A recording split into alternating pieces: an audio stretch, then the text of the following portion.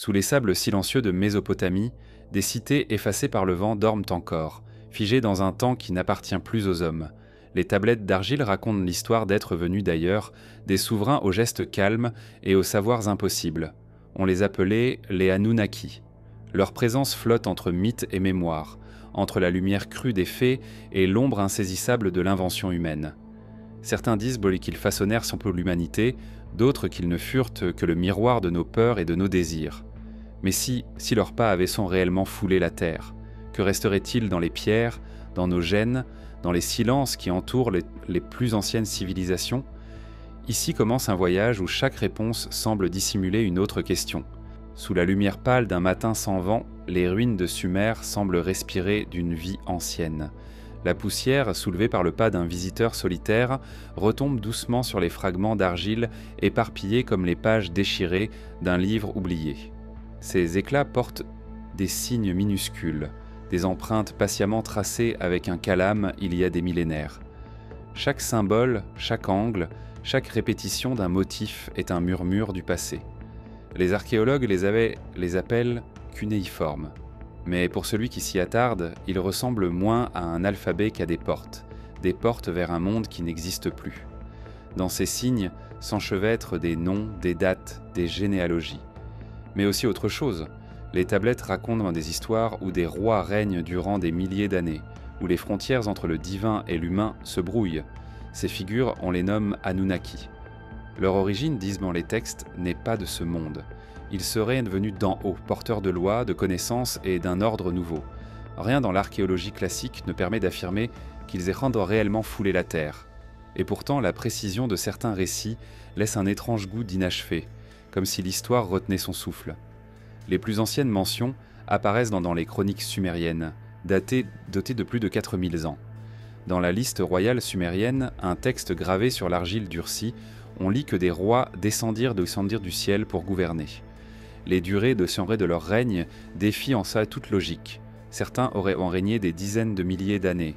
Pour les historiens, ce ne sont que des métaphores ou des exagérations poétiques. Pour d'autres, c'est la trace d'une vérité que le temps a voilée. Pourquoi ces scribes, si précis dans le recensement des récoltes et des taxes, auraient-ils inscrit de telles durées irréelles? Était-ce une manière de transmettre un souvenir qu'aucune mesure humaine ne pouvait contenir? Au musée de Bagdad, une tablette fissurée raconte un épisode troublant. On y décrit une assemblée des Anunnaki, réunis pour décider du destin des hommes. Les noms qui y apparaissent, Enki, Enlal, Ninhursag, résonnent comme ceux d'anciens souverains, mais leur rôle dépasse celui des rois ordinaires. Enki, maître des eaux et des secrets, semble proche de l'humanité, prêt à lui transmettre savoir et technique. Enlil, plus distant, plus implacable, veille à maintenir un certain ordre, quitte à réduire l'humanité au silence si elle devient trop nombreuse ou turbulente. Ces tensions entre bienveillance et autorité absolue traversent tous les récits, comme une ombre constante. L'argile n'est pas éternelle. Beaucoup de ces témoignages ont été brisés, brûlés ou réutilisés pour bâtir d'autres murs. Mais ce qui subsiste esquisse un paysage étonnamment cohérent. Les Anunnaki sont décrits comme de grands êtres, non pas forcément dans un sens physique, on a encore que certaines représentations les montrent plus imposants que les hommes, mais dans leur aura, leur présence. Ils portaient des vêtements richement décorés, parfois ailés, comme s'ils appartenaient à deux mondes à la fois. Les scènes gravées montrent souvent des échanges d'objets étranges. Une sphère, un bâton, un seau. Les archéologues y voient des symboles de pouvoir ou de fertilité. D'autres y reconnaissent venant des artefacts que la technologie humaine de l'époque ne pouvait produire. Dans certaines tablettes, la précision des descriptions va jusqu'à évoquer des chambres des cieux et des chariots brillants capables de se mouvoir dans le ciel comme des étoiles vagabondes. Ces mots, écrits bien avant l'invention de la roue à rayons ou des navires à grande vitesse, intriguent par leur anachronisme apparent. Étaient-ce des métaphores astronomiques ou bien la mémoire déformée d'un contact ancien? Là encore, les réponses se perdent dans la poussière des millénaires. Les Sumériens, pourtant, ne vénéraient pas seulement les Anunnaki comme des dieux lointains, ils les plaçaient au cœur de leur quotidien. Les lois, les mesures de temps, les techniques d'irrigation, tout était attribué à un enseignement venu d'eux. Les temples, ou ziggurats, dressés vers le ciel, n'étaient pas seulement des lieux de culte, mais aussi des centres d'observation, des ponts entre la terre et les cieux. Leur architecture, à la fois massive et d'une précision presque mathématique, témoigne d'un savoir rare pour l'époque. Une tablette retrouvée près d'Uruk décrit un rituel nocturne. Sous la lumière de la lune, un groupe d'hommes gravit les marches d'un temple, portant des offrandes d'orge, de miel et d'or pur. Arrivés au sommet, ils déposent leur présent dans une chambre ouverte au ciel. La description mentionne une lueur descendue comme un vent lumineux, et des voix qui parlaient dans le cœur. La scène, qui pourrait n'être qu'un rite religieux, possède pourtant un parfum étrange, comme si l'on avait voulu fixer dans l'argile le souvenir d'une rencontre que les mots humains ne suffisaient pas à décrire. Au fil des découvertes, un motif revient. Les Anunnaki semblent toujours liés à l'idée de transmission. Transmission de savoir, de lois, d'art, mais aussi d'un certain destin. Ils ne se contenteront pas de régner. Ils façonnent. Les mythes racontent qu'ils modelèrent les premiers hommes dans l'argile d'autres. C'est une description codée d'une manipulation génétique primitive. Ces ombres gravées dans l'argile ne livrent jamais tout. Elles donnent assez pour éveiller, jamais assez pour apaiser. Comme si, derrière chaque ligne, se tenait une main invisible, guidant le récit pour que la vérité reste dissimulée. Dans les musées et les archives, les tablettes reposent à présent derrière des vitrines, séparées du monde par un verre froid. Mais leurs signes, silencieux et immobiles, semblent encore attendre. Attendre qu'un regard, quelque part, reconnaisse ce qu'il lit, et ose se demander d'où venait réellement cette connaissance. Peut-être que la clé n'est pas seulement dans l'argile, mais aussi dans ce que nous refusons de voir. Les Anunnaki, qu'ils soient en dieux, rois mythiques ou voyageurs d'étoiles, ont laissé une empreinte qui dépasse la pierre. Une empreinte qui, comme un écho, traverse encore le temps, prête à se faire entendre pour celui qui sait écouter. Et dans cet écho, il y a l'annonce d'autres traces, plus concrètes, plus troublantes, que l'on ne trouve pas seulement dans les légendes, mais aussi dans les villes qu'ils auraient bâties.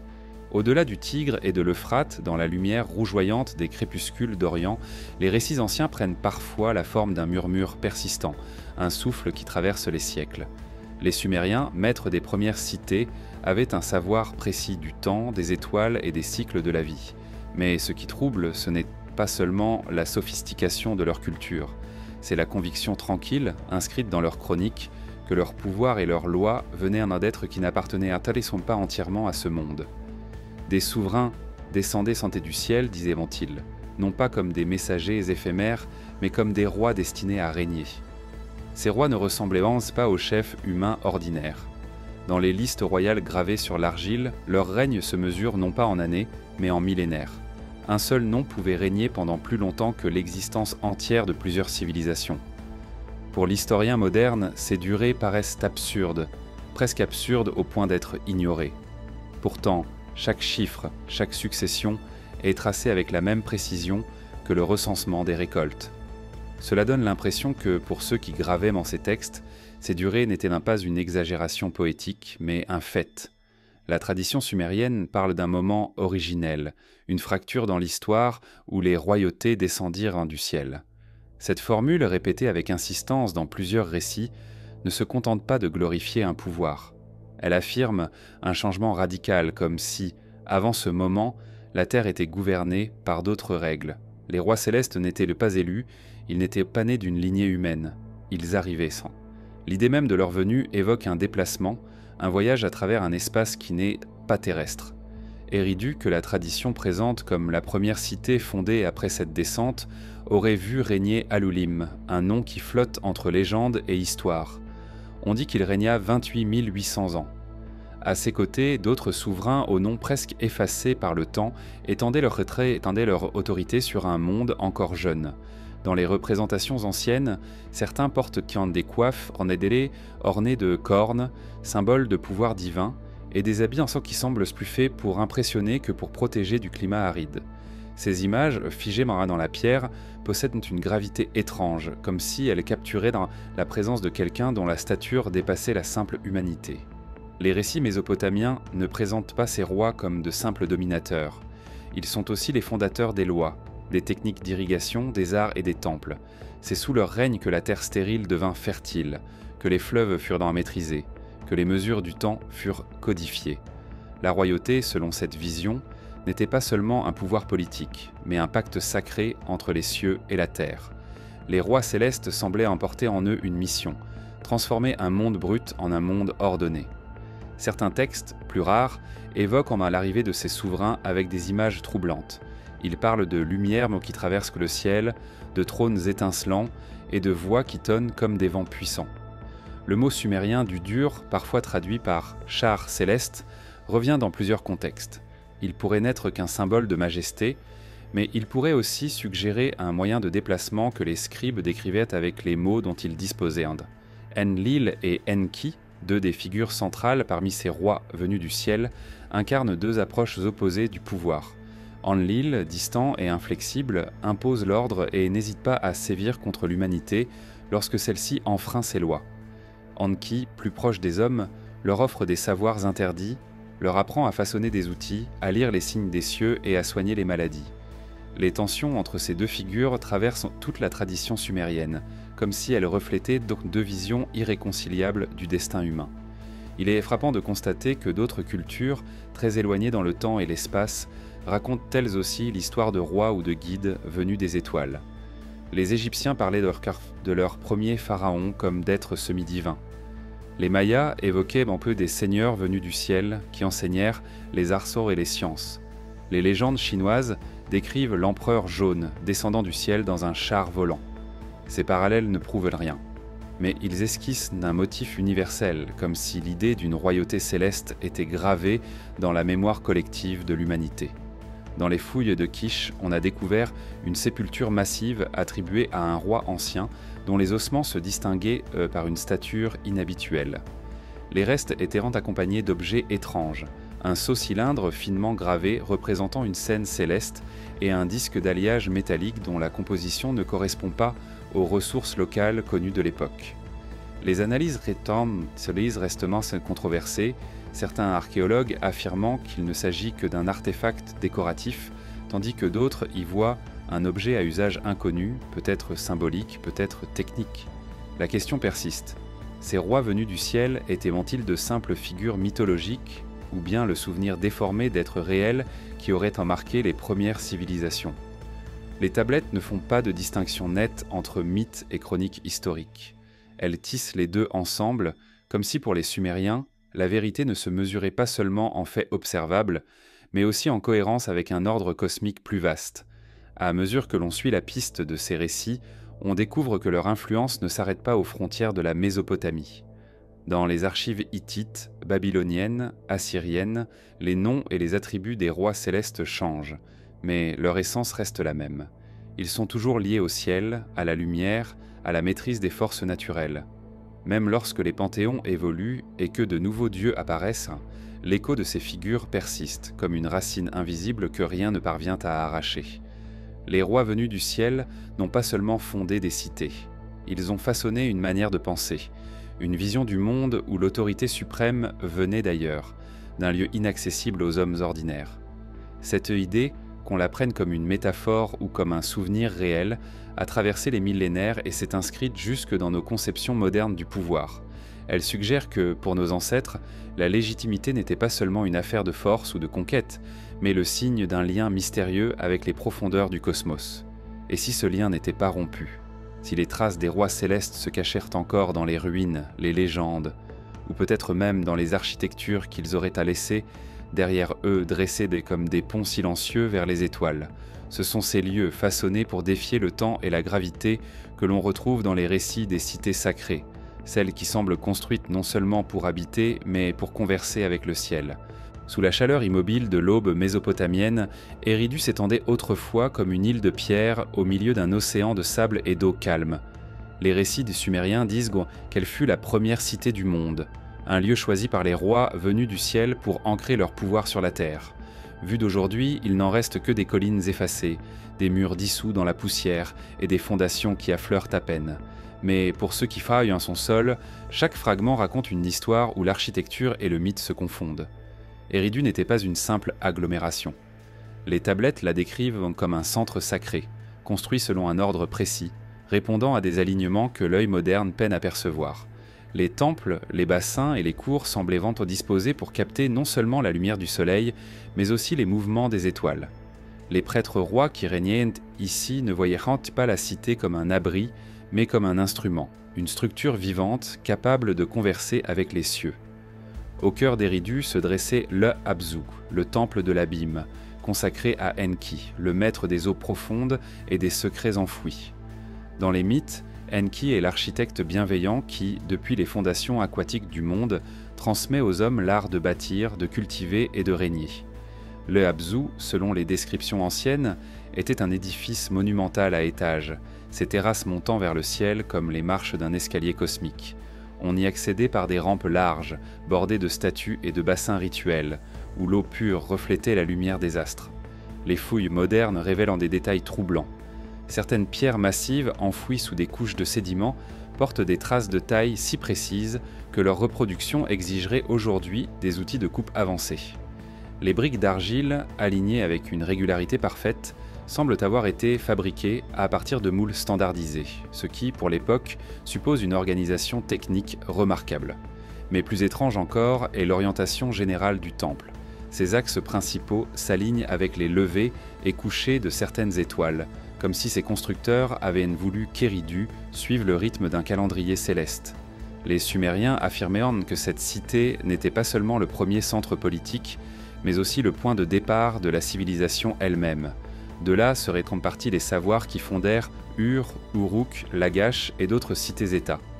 On raconte que des messagers d'Eridu portèrent avec eux des tablettes gravées contenant des lois, des mesures et des rites.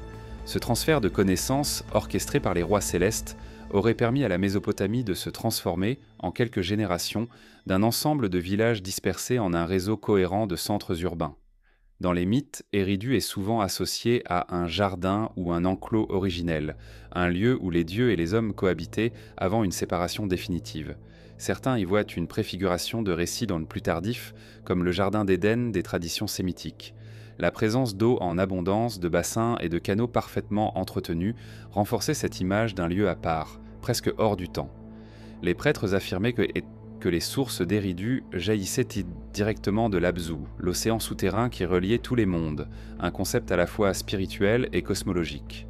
Les représentations les plus anciennes montrent souvent la cité sous la forme d'un cercle, avec le temple central rayonnant comme un soleil stylisé. Ce symbole, gravé sur des sceaux cylindres et des amulettes, apparaît aussi dans des sites éloignés, parfois à des centaines de kilomètres, comme si le modèle d'Eridu avait été reproduit ou évoqué ailleurs. Certains chercheurs modernes suggèrent que cette diffusion pourrait correspondre à un véritable plan d'urbanisme à l'échelle régionale, dicté ou inspiré par une autorité centrale, ou par une source plus mystérieuse. Les récits attribuent également à Eridu un rôle dans des événements cosmiques. Une tablette fragmentaire évoque une lueur descendue du nord et un vent brûlant qui aurait frappé la cité, obligeant ses habitants à se réfugier dans les Abzu. Ce texte, difficile à dater précisément, pourrait décrire un phénomène naturel, peut-être une météorite ou un orage violent. Mais certains y lisent la trace d'une rencontre, une descente spectaculaire des rois célestes, venue marquer un tournant dans l'histoire de la ville. Une autre particularité intrigue. Malgré sa place centrale dans la tradition sumérienne, Eridu déclina tôt par rapport à d'autres cités. Ses temples furent abandonnés, ses canaux comblés. Pourtant, même dans la ruine, le site garda un statut sacré. Des pèlerins continuaient à y venir, déposant des offrandes dans les ruines du temple, comme si le lien avec les cieux, une fois établi, ne pouvait jamais être rompu. Il existe des récits plus tardifs, probablement rédigés par des scribes babyloniens, qui affirment qu'Eridu était la cité au cœur des étoiles. Cette expression pourrait n'être qu'une métaphore poétique, mais elle pourrait aussi signifier que la ville était conçue comme une image terrestre d'une configuration céleste précise. Certains alignements relevés par des archéologues semblent correspondre aux positions d'étoiles et de constellations telles qu'elles apparaissaient il y a plus de 5000 ans. Si cela est exact, Eridu n'était pas seulement un centre de pouvoir terrestre, mais aussi un miroir des cieux, une carte vivante où chaque rue et chaque mur répondèrent à une étoile. Les légendes affirment que les rois venus du ciel utilisaient la cité comme un point de convergence. Les émissaires des autres villes venaient ici pour recevoir leurs ordres, mais aussi pour participer à des rites nocturnes où le ciel était observé et interprété. Les mouvements des planètes, les éclipses, les apparitions mûres d'Eridu n'étaient pas faits seulement pour protéger, mais pour capter des messages venus d'ailleurs. Aujourd'hui encore, certaines théories avancent que la disposition des temples et des canaux d'éridus n'avait pas uniquement une fonction religieuse ou utilitaire. Des chercheurs indépendants y voient dans la trace d'un savoir géométrique et astronomique si précis qu'il pourrait provenir d'une source extérieure à la culture sumérienne naissante. L'idée que des bâtisseurs venus du ciel aient pu guider les premières mains humaines reste hypothétique. Mais l'empreinte qu'ils auraient laissée dans la pierre et l'argile est difficile à effacer. Car au-delà des murs effondrés et des tablettes brisées, Eridu semble encore porter en elle un secret. Un secret qui ne se révèle pas à celui qui cherche seulement des ruines, mais à celui qui comprend que chaque pierre est une étoile figée, que chaque alignement est un mot silencieux dans un langage oublié. Et ce langage, s'il était entièrement déchiffré, pourrait conduire à la découverte de ce que les rois venus du ciel cherchaient réellement sur cette terre, un savoir peut-être plus ancien que l'humanité elle-même. Sous la lueur vacillante d'une lampe à huile, un scribe sumérien penchait jadis son calame sur l'argile humide. Chaque pression, chaque angle, chaque trait oblique semblait dicté par une règle invisible, comme si les mots qu'il traçait devaient tous répondre à une architecture sacrée. Le cunéiforme, premier système d'écriture connu, naquit dans ce contexte, non comme un simple outil administratif, mais comme un moyen de fixer un savoir dont l'origine, selon les anciens, venait des dieux eux-mêmes. Pour le monde sumérien, l'écriture n'était pas une invention humaine au sens moderne du terme. Elle était un don transmis aux hommes par les Anunnaki, afin qu'ils puissent de garder la mémoire des lois, des rites et des événements célestes. Dans les récits, c'est Enki qui enseigna aux scribes le langage divin, leur montrant comment transformer la parole en signe durable, à l'épreuve du temps. Ce langage n'avait pas seulement pour but de communiquer, il servait à établir un pont entre les mondes, à rendre visible l'invisible. Les tablettes les plus anciennes ne sont pas des histoires ou des prières, mais des listes, des inventaires, des relevés précis des récoltes et des offrandes. Pourtant, derrière cette apparente simplicité se cache une structure étrange, des répétitions numérologiques, des associations de mots et de symboles qui semblent dépasser le strict besoin pratique. Certains chercheurs y voient des codes intégrés à l'écriture, comme si les scribes cherchaient à dissimuler des informations dans la forme même des textes. Dans les mythes, il est souvent question d'éme, un mot sumérien difficile à traduire, désignant à la fois des lois, des pouvoirs et des plans divins. Les meux sont décrits comme des tablettes sacrées, gravées de signes que seuls les dieux et quelques prêtres initiés pouvaient comprendre entièrement. Elles contiendraient les schémas fondamentaux de la civilisation, l'art de régner, de bâtir, de rendre justice, mais aussi de manipuler les forces naturelles. On raconte qu'Enki en possédait la garde dans son temple d'Eridu et que leur perte ou leur vol pouvait plonger le monde dans le chaos. Certaines tablettes découvertes à Ur et à Nippur présentent une particularité qui intrigue encore. Elles mêlent du cunéiforme lisible à des suites de signes inconnus, comme si deux langages différents se superposaient. Les premiers sont traduisibles, les seconds restent muets. Il est possible qu'il s'agisse de marques d'artisans, de symboles religieux ou d'un code réservé à un cercle restreint. Si tel est le cas, ce code pourrait être un vestige direct du langage des dieux, un système parallèle préservé intentionnellement dans l'écriture humaine. Les représentations des scribes montrent souvent ces derniers en compagnie de divinités ailées ou d'êtres plus grands qu'eux, leur dictant le contenu à graver. Les dieux tendent parfois des objets ronds, d'autres fois des tablettes brillantes. Dans certaines scènes, la main humaine ne touche pas directement l'argile. Elle semble guidée, comme si la véritable source du texte ne venait pas du scribe, mais de l'entité qui se tient à ses côtés. Les textes astronomiques sumériens renforcent encore ce mystère. Bien avant que l'optique moderne n'existe, ils décrivent avec précision les cycles planétaires, les éclipses et la présence d'astres invisibles à l'œil nu. Les listes d'étoiles, connues sous le nom de catalogue Mul-Apan, suivent une logique si précise que certains astronomes modernes y voient une connaissance issue d'observations sur des milliers d'années. Un travail difficilement attribuable à une civilisation si jeune. Pour les Sumériens, cette exactitude s'explique simplement. Les dieux leur avaient déjà donné le savoir complet. La question se pose, comment ces connaissances auraient-elles pu être transmises ? Les traditions orales suffisent rarement à préserver des données techniques exactes sur de si longues périodes. L'écriture cunéiforme, en revanche, permet de figer les chiffres, les angles, les noms, avec une stabilité inégalée. Mais si ce système venait vraiment d'une source extérieure, il aurait pu porter en lui des éléments incompris par ceux qui l'utilisaient, un peu comme un outil dont on ne maîtrise pas toutes les fonctions. Les MEE, ces tablettes mythiques, pourraient d'ailleurs représenter ce type de technologie, des objets contenant à la fois un langage et un savoir codé. Dans certains récits, elles sont décrites comme émettant une lumière douce ou comme étant vivantes, une image étrange pour désigner un simple texte. Peut-être étaient-elles des artefacts plus complexes que des tablettes d'argile et que les scribes humains n'en gravaient ont été que des copies partielles, adaptées à leur matière et à leur époque. Il existe aussi des légendes plus sombres, évoquant la perte ou la destruction volontaire de certaines connaissances. Dans une tablette fragmentaire, un scribe raconte que des signes furent brisés afin que les hommes ne puissent plus appeler les cieux. Était-ce une mesure de protection, une censure imposée par les dieux ou par les rois eux-mêmes, ou bien la reconnaissance qu'un certain savoir, une fois transmis, échappait à tout contrôle et pouvait déstabiliser l'ordre établi? Ce que nous appelons aujourd'hui cunéiforme pourrait n'être qu'une version dégradée ou simplifiée d'un langage originel.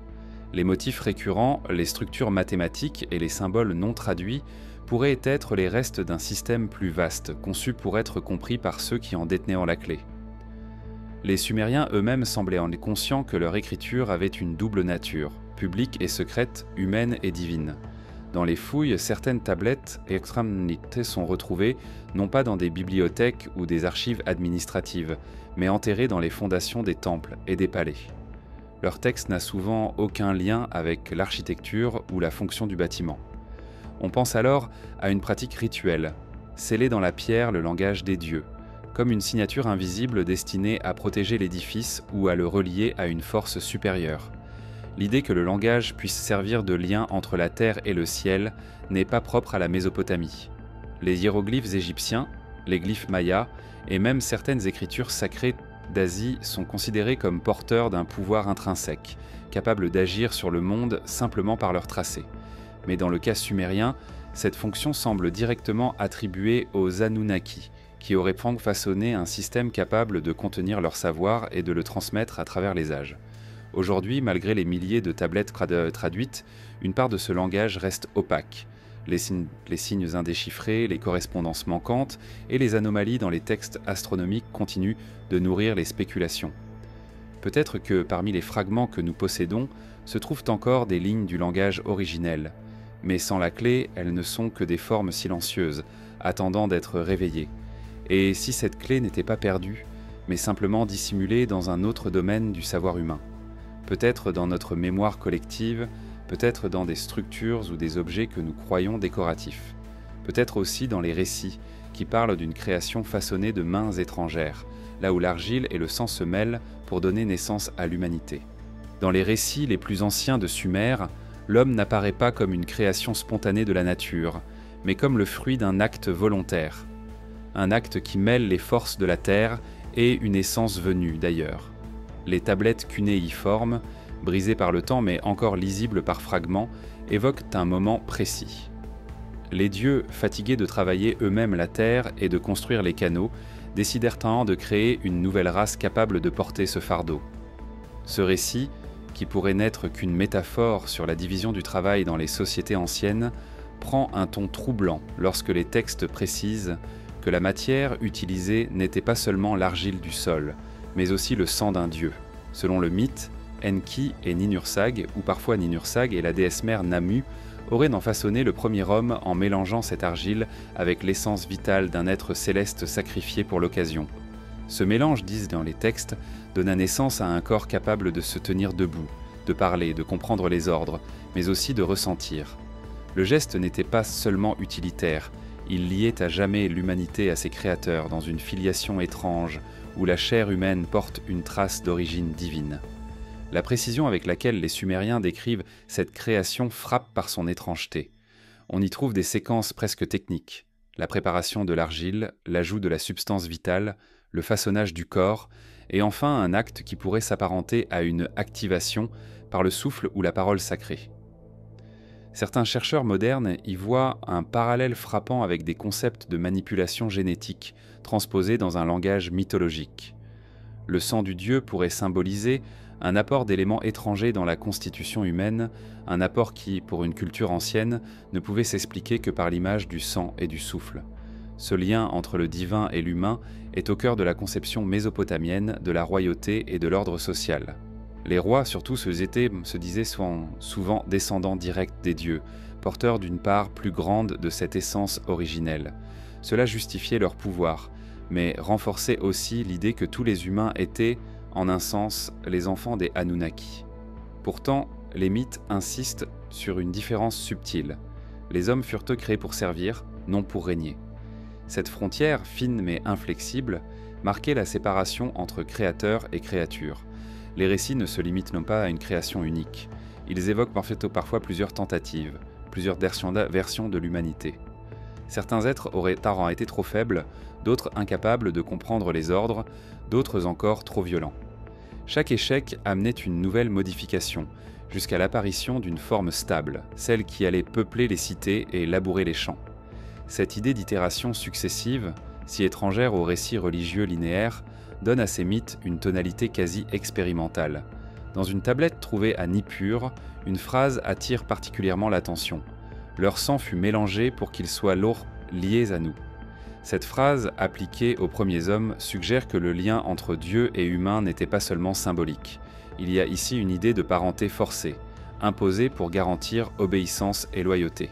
Si l'on prend le mythe au pied de la lettre, cela signifierait que les créateurs cherchaient à intégrer dans l'homme non seulement des capacités physiques, mais aussi une empreinte qui l'attacherait spirituellement à ses maîtres.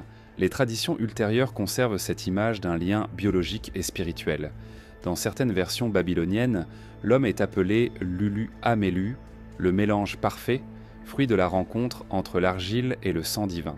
Ce mélange est parfois décrit comme porteur de dons spécifiques. La parole, la conscience du temps, ou la capacité à bâtir et à organiser la société. Mais ces dons ont un prix, la mortalité.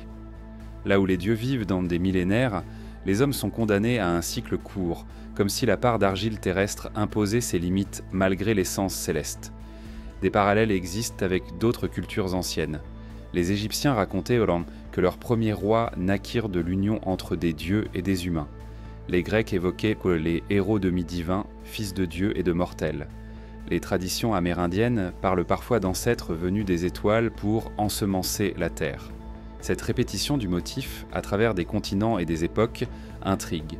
S'agit-il d'une coïncidence culturelle ou du souvenir diffus d'un événement réel ? Certaines théories modernes, plus audacieuses, interprètent tous ces récits comme les vestiges d'une intervention extérieure à l'humanité. Les Anunnaki, selon cette vision, auraient amélioré une espèce déjà présente sur Terre en modifiant son code biologique pour en faire un outil de travail et de gestion. L'argile serait ici l'image de la matière terrestre, le corps originel et le sang divin, l'apport d'informations nouvelles, peut-être même d'ADN, introduites pour transformer cette matière en un être conscient. Des découvertes archéologiques et paléogénétiques récentes, bien que controversées, ajoutent un parfum de mystère. Certains chercheurs ont relevé dans le génome humain des segments difficiles à expliquer par l'évolution classique, comme si des éléments avaient été introduits rapidement sans passer par les étapes graduelles attendues. Ces données ne prouvent rien en elles-mêmes, mais elles résonnent étrangement avec les récits sumériens. Dans la symbolique mésopotamienne, le sang n'est pas seulement la vie, il est la mémoire. Verser le sang d'un dieu dans la création de l'homme, c'est introduire dans l'humanité la mémoire de ses créateurs. Ce souvenir même enfoui pourrait expliquer pourquoi tant de cultures anciennes regardent le ciel, non seulement comme une source de lumière et de pluie, mais comme le véritable lieu d'origine. Les rituels, les prières, les temples élevés vers les étoiles seraient autant de gestes inconscients pour renouer avec cette mémoire perdue. Mais il y a dans ces mythes une ambiguïté persistante, les dieux ne craignant pas l'homme par pure générosité. Le récit souligne leur fatigue, leur lassitude face aux travaux terrestres. L'humanité naît donc d'un besoin pratique, presque utilitaire, ce qui donne à notre existence une tonalité moins idyllique que dans d'autres cosmogonies. Et pourtant, ce geste de mélange entre poussière et sang, qu'il soit vu comme un acte technique ou sacré, donne à l'homme une dignité singulière. Il est le seul être à porter en lui les deux natures, terrestre et céleste. Ce double héritage pourrait expliquer la tension permanente qui traverse l'histoire humaine. l'aspiration vers le haut, vers la connaissance et la lumière, et l'attachement profond à la terre, à la matière et à la survie. Les Anunnaki, en façonnant l'homme, auraient ainsi créé un être à la fois capable de bâtir des civilisations et condamné à lutter contre ses propres limites. Les textes laissent entendre que ce mélange ne fut pas sans conséquence pour les dieux eux-mêmes. Le sacrifice du sang divin, qu'il soit symbolique ou réel, créa un lien irréversible. Les hommes étaient là désormais liés à leur créateur, mais peut-être les créateurs étaient-ils aussi liés à leur créature d'une manière qu'ils n'avaient pas prévue. Ce lien, invisible mais persistant, pourrait expliquer pourquoi, dans tant de récits, les dieux ne disparaissent jamais complètement, mais continuent tantôt de revenir, d'observer ou d'envoyer des signes à travers les âges. Et si ces signes n'étaient pas seulement spirituels, mais aussi matériels. Peut-être que dans certains lieux, dans certaines ressources, se trouvent encore les traces concrètes de cette rencontre entre le sang et la poussière. Des traces Kodo que l'on pourrait chercher non plus seulement dans les mythes, mais dans les paysages où les dieux auraient extrait ce qu'ils étaient venus trouver. Des paysages marqués par la quête d'une matière précieuse, assez rare et mystérieuse pour justifier la venue des rois venus du ciel. Parmi les récits les plus persistants entourant les Anunnaki, il en est un qui s'enracine dans une obsession millénaire, l'or, non pas seulement comme symbole de richesse terrestre, mais comme matière rare, presque sacrée, dotée de propriétés que les hommes anciens ne comprenaient pas toujours. Les textes sumériens ne disent pas explicitement que l'or était la raison première de la venue des rois venus du ciel, mais certains fragments, alliés à des traditions ultérieures, laissent planer cette hypothèse. Dans la mythologie mésopotamienne, l'or n'apparaît pas comme un simple métal. Il est associé à la lumière du soleil, à l'immortalité et à une pureté que rien ne peut altérer. Sa résistance à la corrosion en faisait déjà, pour les peuples anciens, une matière éternelle digne des dieux. Les Anunnaki, décrits pensés comme venus des hauteurs célestes, semblaient entretenir avec ce métal une relation particulière. Les temples, leurs vêtements cérémoniels, leurs objets rituels étaient souvent ornés d'or, comme si ce matériau avait une fonction dépassant la simple ornementation. Certains mythes, notamment ceux traduits de tablettes fragmentaires retrouvées près de Bad Tibira, évoquent un travail pénible auquel les dieux mineurs, les Igigi, furent contraints. Fatigués et révoltés, ces derniers se seraient soulevés contre les Anunnaki, exigeant que l'homme soit créé pour les remplacer dans ses tâches éreintantes. Parmi ces travaux, l'extraction de minerais est mentionnée de manière récurrente. Même si le mot exact pour or n'apparaît pas toujours, les descriptions de métaux précieux rouges comme le soleil couchant ou qui brillant dans l'obscurité laissent peu de doute. Ce qui intrigue, c'est que certaines de ces références minérales ne concernent pas uniquement la Mésopotamie. Des traditions sud-africaines, notamment celles recueillies par des ethnographes modernes, parlent d'anciennes mines d'or exploitées par des dieux venus du ciel dans un passé si reculé qu'il précède la mémoire humaine. Des vestiges de galeries très anciennes existent effectivement dans la région, et certaines datations proposées par des chercheurs suggèrent une exploitation remontant à des dizaines de milliers d'années. Bien que ces estimations soient contestées, elles alimentent la vision d'un réseau minier d'ampleur planétaire, dont les Anunnaki auraient pu être les instigateurs. Pourquoi l'or ? Pour les hommes, il a toujours été synonyme de prestige et de richesse. Mais pour une civilisation supposée avancée, les motivations pourraient en être différentes. L'or possède des propriétés physiques et chimiques remarquables. Il est un excellent conducteur électrique, résiste à l'oxydation et peut être martelé en feuilles extrêmement fines. Dans les hypothèses les plus audacieuses, certains chercheurs suggèrent donc que les Anunnaki pouvaient utiliser l'or sous forme de poudre ou de feuilles pour des applications technologiques, peut-être même pour stabiliser leur atmosphère ou servir de composants dans des systèmes énergétiques avancés. En Mésopotamie, les sites associés à l'extraction de ressources précieuses se trouvent souvent près de zones montagneuses ou désertiques, loin des grands centres urbains. Des routes commerciales anciennes reliaient ces zones aux cités majeures comme Ur, Uruk et Nippur. Les caravanes transportaient non seulement des denrées, mais aussi des lingots et des poussières d'or, soigneusement pesées et scellées dans des contenants en cuir ou en céramique. Dans certains temples, ces lingots étaient stockés dans des chambres sécurisées, gardés nuit et jour, comme si l'or n'appartenait pas vraiment aux hommes, mais devait être préservé en attendant son transport ailleurs. Les fouilles de Bad Tibira, dont le nom signifie littéralement « forteresse des métallurgistes », ont mis au jour des restes de fours, de creusets et de scories. Cela confirme que la métallurgie y était pratiquée à grande échelle dès une époque très ancienne. Ce qui est plus mystérieux, c'est l'absence d'outils proportionnels à l'ampleur supposée de la production. Soit ces outils ont été retirés, soit ils étaient fabriqués dans des matériaux qui ne se sont pas conservés, soit, hypothèse plus énigmatique, une partie du travail était effectuée avec une technologie que nous ne connaissons pas. Un texte babylonien tardif raconte qu'après la création des hommes, ces derniers furent envoyés aux mines de l'ombre pour en extraire ce qui nourrit les cieux. Le texte ne précise pas de quoi il s'agit, mais le contexte laisse penser à un métal précieux. Les mines étaient avant présentées comme des lieux dangereux, surveillés par des entités hybrides, mi-humaines, mi-animales, chargées de maintenir l'ordre. Ce type de description pourrait n'être qu'un élément mythologique destiné à dissuader les intrus, ou bien le souvenir lointain d'une organisation complexe de travail sous la direction de forces considérées comme mortes, comme non humaines. Si l'or constituait réellement un objectif central pour les Anunnaki, alors la Mésopotamie n'aurait été qu'un maillon d'un réseau beaucoup plus vaste. Les légendes de l'Amérique précolombienne parlent elles aussi d'êtres venus des étoiles, avides d'or, qui enseignèrent aux hommes comment le trouver et le purifier. Les Incas l'appelaient la sueur du soleil et le considéraient comme la substance la plus sacrée. Dans la mythologie égyptienne, l'or était la chair des dieux, et ces mines dans le désert nubien étaient exploitées avec une intensité extrême dès les premières dynasties. Ce qui relie ces traditions, c'est la constante association entre l'or, le ciel et des entités supérieures. Nulle part l'or n'est simplement décrit comme un matériau pratique. Partout, il est lié au divin et au cosmique, comme si sa valeur avait été établie dès l'aube de l'humanité par ceux qui dominaient alors. Si l'on admet l'idée que ces entités aient pu venir d'ailleurs, l'or pourrait avoir eu pour elles une importance vitale, bien plus grande que ce que nous lui accordons aujourd'hui.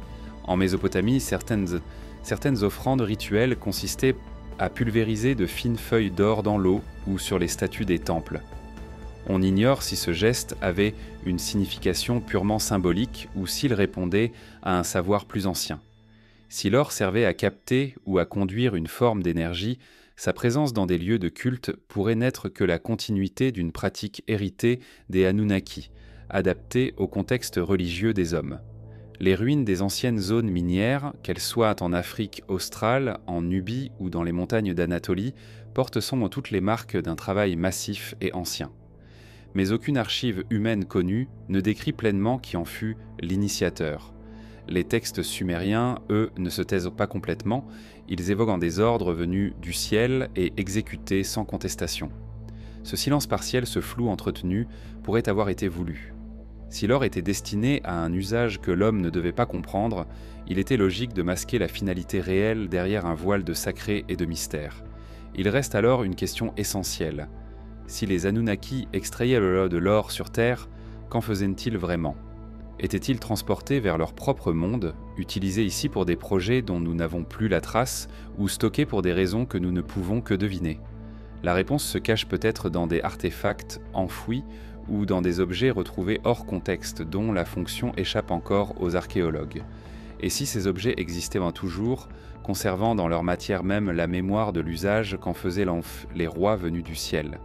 Peut-être sont-ils aujourd'hui considérés comme de simples trésors archéologiques, alors qu'ils pourraient être les fragments d'une technologie plus vaste. Une technologie qui ne servait pas seulement à exploiter la Terre, mais aussi à observer, contrôler et voyager dans le silence entre les mondes. Dans les récits anciens, il y a parfois des détails qui semblent presque flotter à la lisière de l'impossible. Des objets, des mécanismes, des formes que les Sumériens ont gravées dans l'argile ou sculptées dans la pierre et qui ne ressemblent à rien de ce que leur époque aurait pu produire. Les archéologues les classent souvent parmi les symboles religieux ou les motifs décoratifs. Mais certains chercheurs, en observant attentivement, y voient autre chose. Les vestiges d'outils et de machines, disparus depuis longtemps, qui auraient appartenu aux Anunnaki. Les textes les plus mystérieux parlent d'appareils ou de chars des cieux capables de traverser le firmament. Ils ne les décrivent pas comme des navires à voile ou des chars tirés par des chevaux, mais comme des objets brillants, mouvants, capables de s'élever verticalement dans le ciel avant de disparaître. Ces descriptions trop précises pour n'être que des métaphores intriguent. Comment un peuple qui n'avait pas encore développé la roue à rayons pouvait-il imaginer de telles machines ? Dans certaines représentations, on voit des dieux ailés tenant dans leurs mains des objets ronds, parfois munis de lignes rayonnantes, comme des cadrans ou des disques.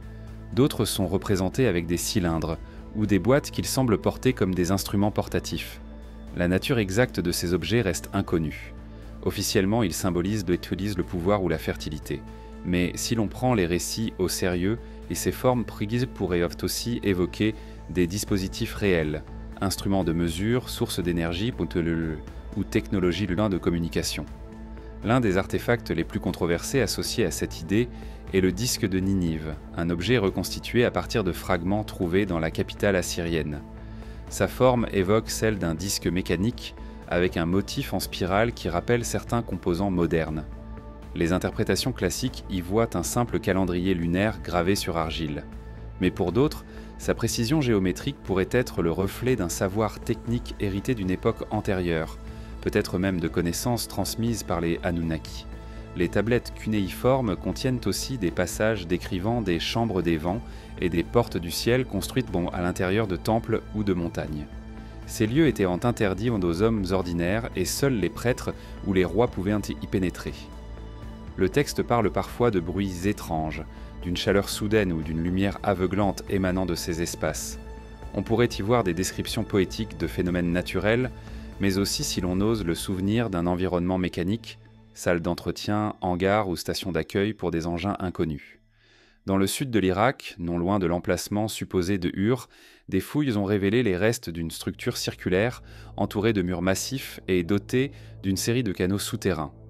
Les archéologues ont proposé qu'il s'agissait d'un dispositif hydraulique destiné à réguler l'eau, mais une minorité de chercheurs s'interroge sur la disposition particulière des ouvertures et des conduits qui semblent former un motif symétrique complexe. Si cette structure avait une autre fonction, par exemple servir de base énergétique pour alimenter des dispositifs mécaniques, elle aurait pu paraître parfaitement banale aux yeux d'un observateur de l'époque, incapable de comprendre sa véritable utilité. Le lien entre les Anunnaki et des machines n'est pas limité aux seules sources mésopotamiennes. Les mythes d'Inde ancienne, compilés bien plus tard dans les épopées sanskrites, évoquent les Vimana, des véhicules célestes aux formes variées, capables de voyager sur de longues distances, parfois entre les étoiles. Certains textes vont jusqu'à décrire les carburants utilisés, les sons émis et les manœuvres complexes de ces engins. Bien que séparés dans le temps et l'espace, ces descriptions possèdent des similitudes frappantes avec les récits sumériens des chars des cieux. Si ces machines ont réellement existé, elles devaient être entretenues, protégées et stockées. Où se trouvaient ces lieux? Peut-être sous les temples, à l'abri des regards, ou dans des zones reculées, là où les montagnes et les déserts offraient une dissimulation naturelle. Les tablettes parlent parfois de maisons des étoiles, situées dans des régions lointaines, où les dieux se retiraient avant de reprendre la route des cieux. Ces descriptions pourraient désigner des bases isolées, construites pour durer, dont certaines pourraient encore être enfouies sous des couches de sédiments. Le silence entourant ces supposées technologies peut s'expliquer de plusieurs façons. Peut-être que les hommes de l'époque, fascinés et effrayés, ne comprenaient pas ce qu'ils voyaient et n'en gardaient que des impressions visuelles, traduites ensuite dans un langage symbolique. Ou peut-être que les Anunnaki eux-mêmes encourageaient cette perception sacrée, préférant que leurs outils soient perçus comme des attributs divins plutôt que comme des dispositifs matériels. Certains artefacts modernes, retrouvés hors de tout contexte explicable, relancent le débat. Des pièces métalliques incrustées dans des couches de roches trop anciennes pour contenir des objets humains. Des formes géométriques parfaites découvertes au cœur de mines. Des mécanismes, comme l'énigmatique machine denticitaire trouvée en Méditerranée, qui semblent appartenir à une tradition technique perdue. Bien que la plupart puissent recevoir des explications plus prudentes, une minorité résiste à toute interprétation conventionnelle. L'hypothèse la plus audacieuse est que les Anunnaki auraient laissé derrière eux certaines machines, volontairement ou non, et que celles-ci auraient été soit récupérées et réutilisées par les civilisations ultérieures, soit ensevelies dans des conditions qui les ont protégées de la dégradation. Leur fonction exacte nous échappe, mais si elles avaient été conçues pour durer, il est possible que certaines reposent encore dans le sol, intactes, attendant d'être découvertes. Les textes sumériens insistent souvent sur l'idée que les dieux ne voyageaient sûrement pas seuls. Ils emmenèrent avec eux des assistants, parfois décrits comme des êtres vivants, parfois comme des formes qui n'ont pas de souffle, ce qui pourrait désigner des automates ou des machines autonomes. Dans un mythe, une déesse ordonne à ses serviteurs sans vie d'accomplir des tâches complexes, comme surveiller les entrées d'un temple ou préparer un espace pour une cérémonie. L'idée qu'une civilisation ancienne ait pu imaginer ou observer des machines capables d'agir de manière indépendante est fascinante. Il y a enfin le mystère du son. Plusieurs textes parlent de chants ou de vibrations émanant des lieux où les dieux se rassemblaient. Ces descriptions, qui évoquent parfois des grondements sourds ou des sifflements aigus, pourraient correspondre à des impressions auditives laissées par le fonctionnement d'appareils. Si ces sons ont marqué la mémoire des témoins au point d'être consignés dans les tablettes, c'est qu'ils devaient en être distinctifs, inhabituels et impossibles à reproduire avec les moyens humains de l'époque. Si ces machines existaient, elles étaient plus que de simples outils. Elles étaient au cœur de l'autorité des Anunnaki, la rendant tangible et incontestable. Elles donnaient à leurs détenteurs le pouvoir de se déplacer, de construire, de surveiller, et peut-être même de transformer le monde autour d'eux. Et si certaines d'entre elles ont survécu, dissimulées, étouffolées dans le silence des ruines ou des cavernes, elles pourraient encore aujourd'hui contenir des fragments d'un savoir qui dépasse de loin notre compréhension actuelle. Ce savoir, qu'il soit mécanique ou biologique, se cache peut-être aussi dans un autre domaine plus subtil, celui de la matière vivante elle-même. Car si les Anunnaki ont façonné l'homme, ils ont peut-être inscrit leur marque non seulement dans la pierre et le métal, mais aussi dans le sang et le code invisible qui nous définit. Parmi les mythes sumériens, celui de la création de l'homme est l'un des plus insistants et des plus détaillés. Dans ses versions les plus anciennes, il évoque le mélange de l'argile terrestre avec le sang d'un dieu, pour donner naissance à une nouvelle race. Ce récit, souvent interprété comme une métaphore, prend une tournure différente lorsqu'on le relit à travers le prisme des connaissances modernes en biologie.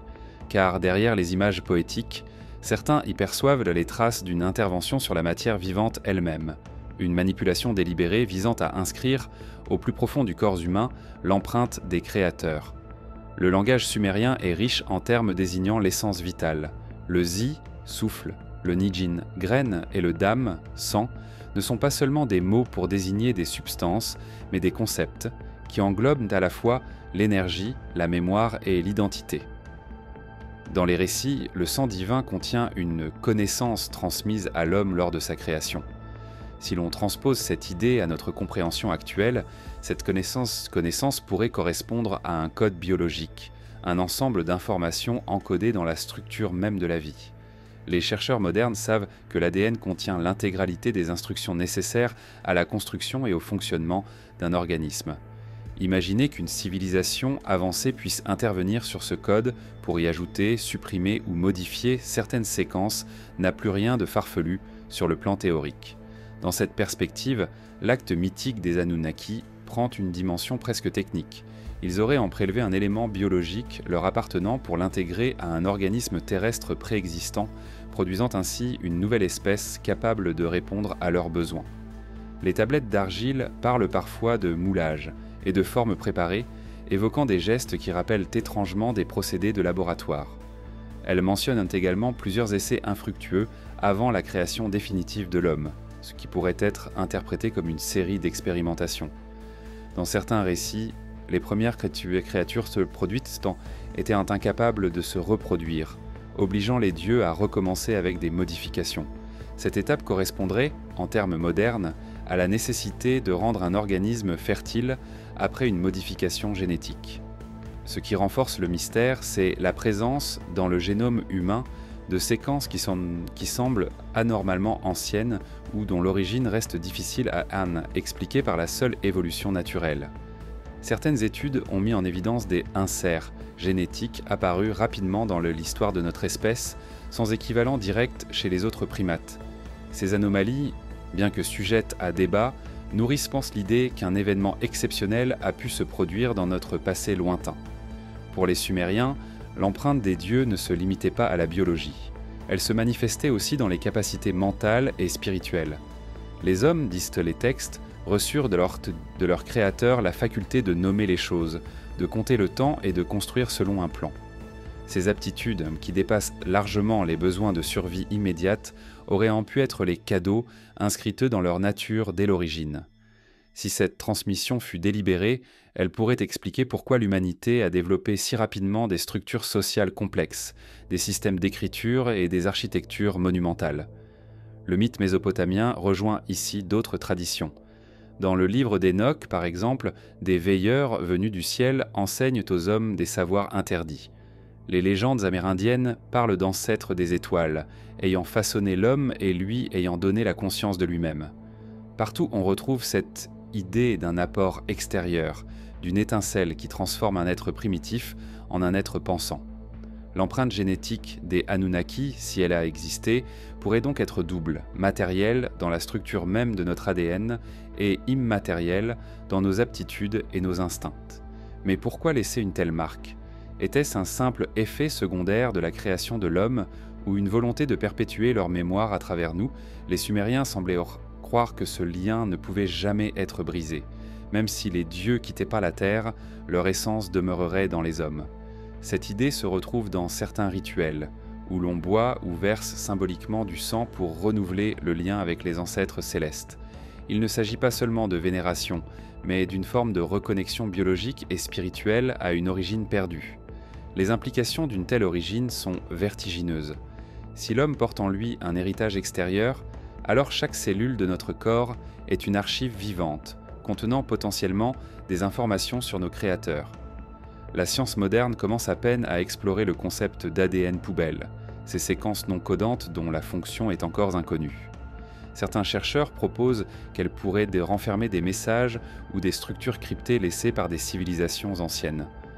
Bien que cette idée relève encore du domaine spéculatif, elle rappelle étrangement les mythes où l'humanité est dépositaire d'un savoir caché, transmissible uniquement à ceux qui détiennent la clé. Des découvertes récentes en épigénétique montrent aussi que l'environnement peut modifier l'expression de certains gènes et que ces modifications peuvent être transmises aux générations suivantes. Si les Anunnaki avaient pensé connaissance de ce principe, ils auraient pu inscrire dans notre biologie des programmes activables ou désactivables en fonction de conditions précises. Cela pourrait expliquer pourquoi certaines capacités humaines, comme l'intuition ou la perception extrasensorielle, évoquées dans de nombreuses traditions, semblent se manifester sporadiquement.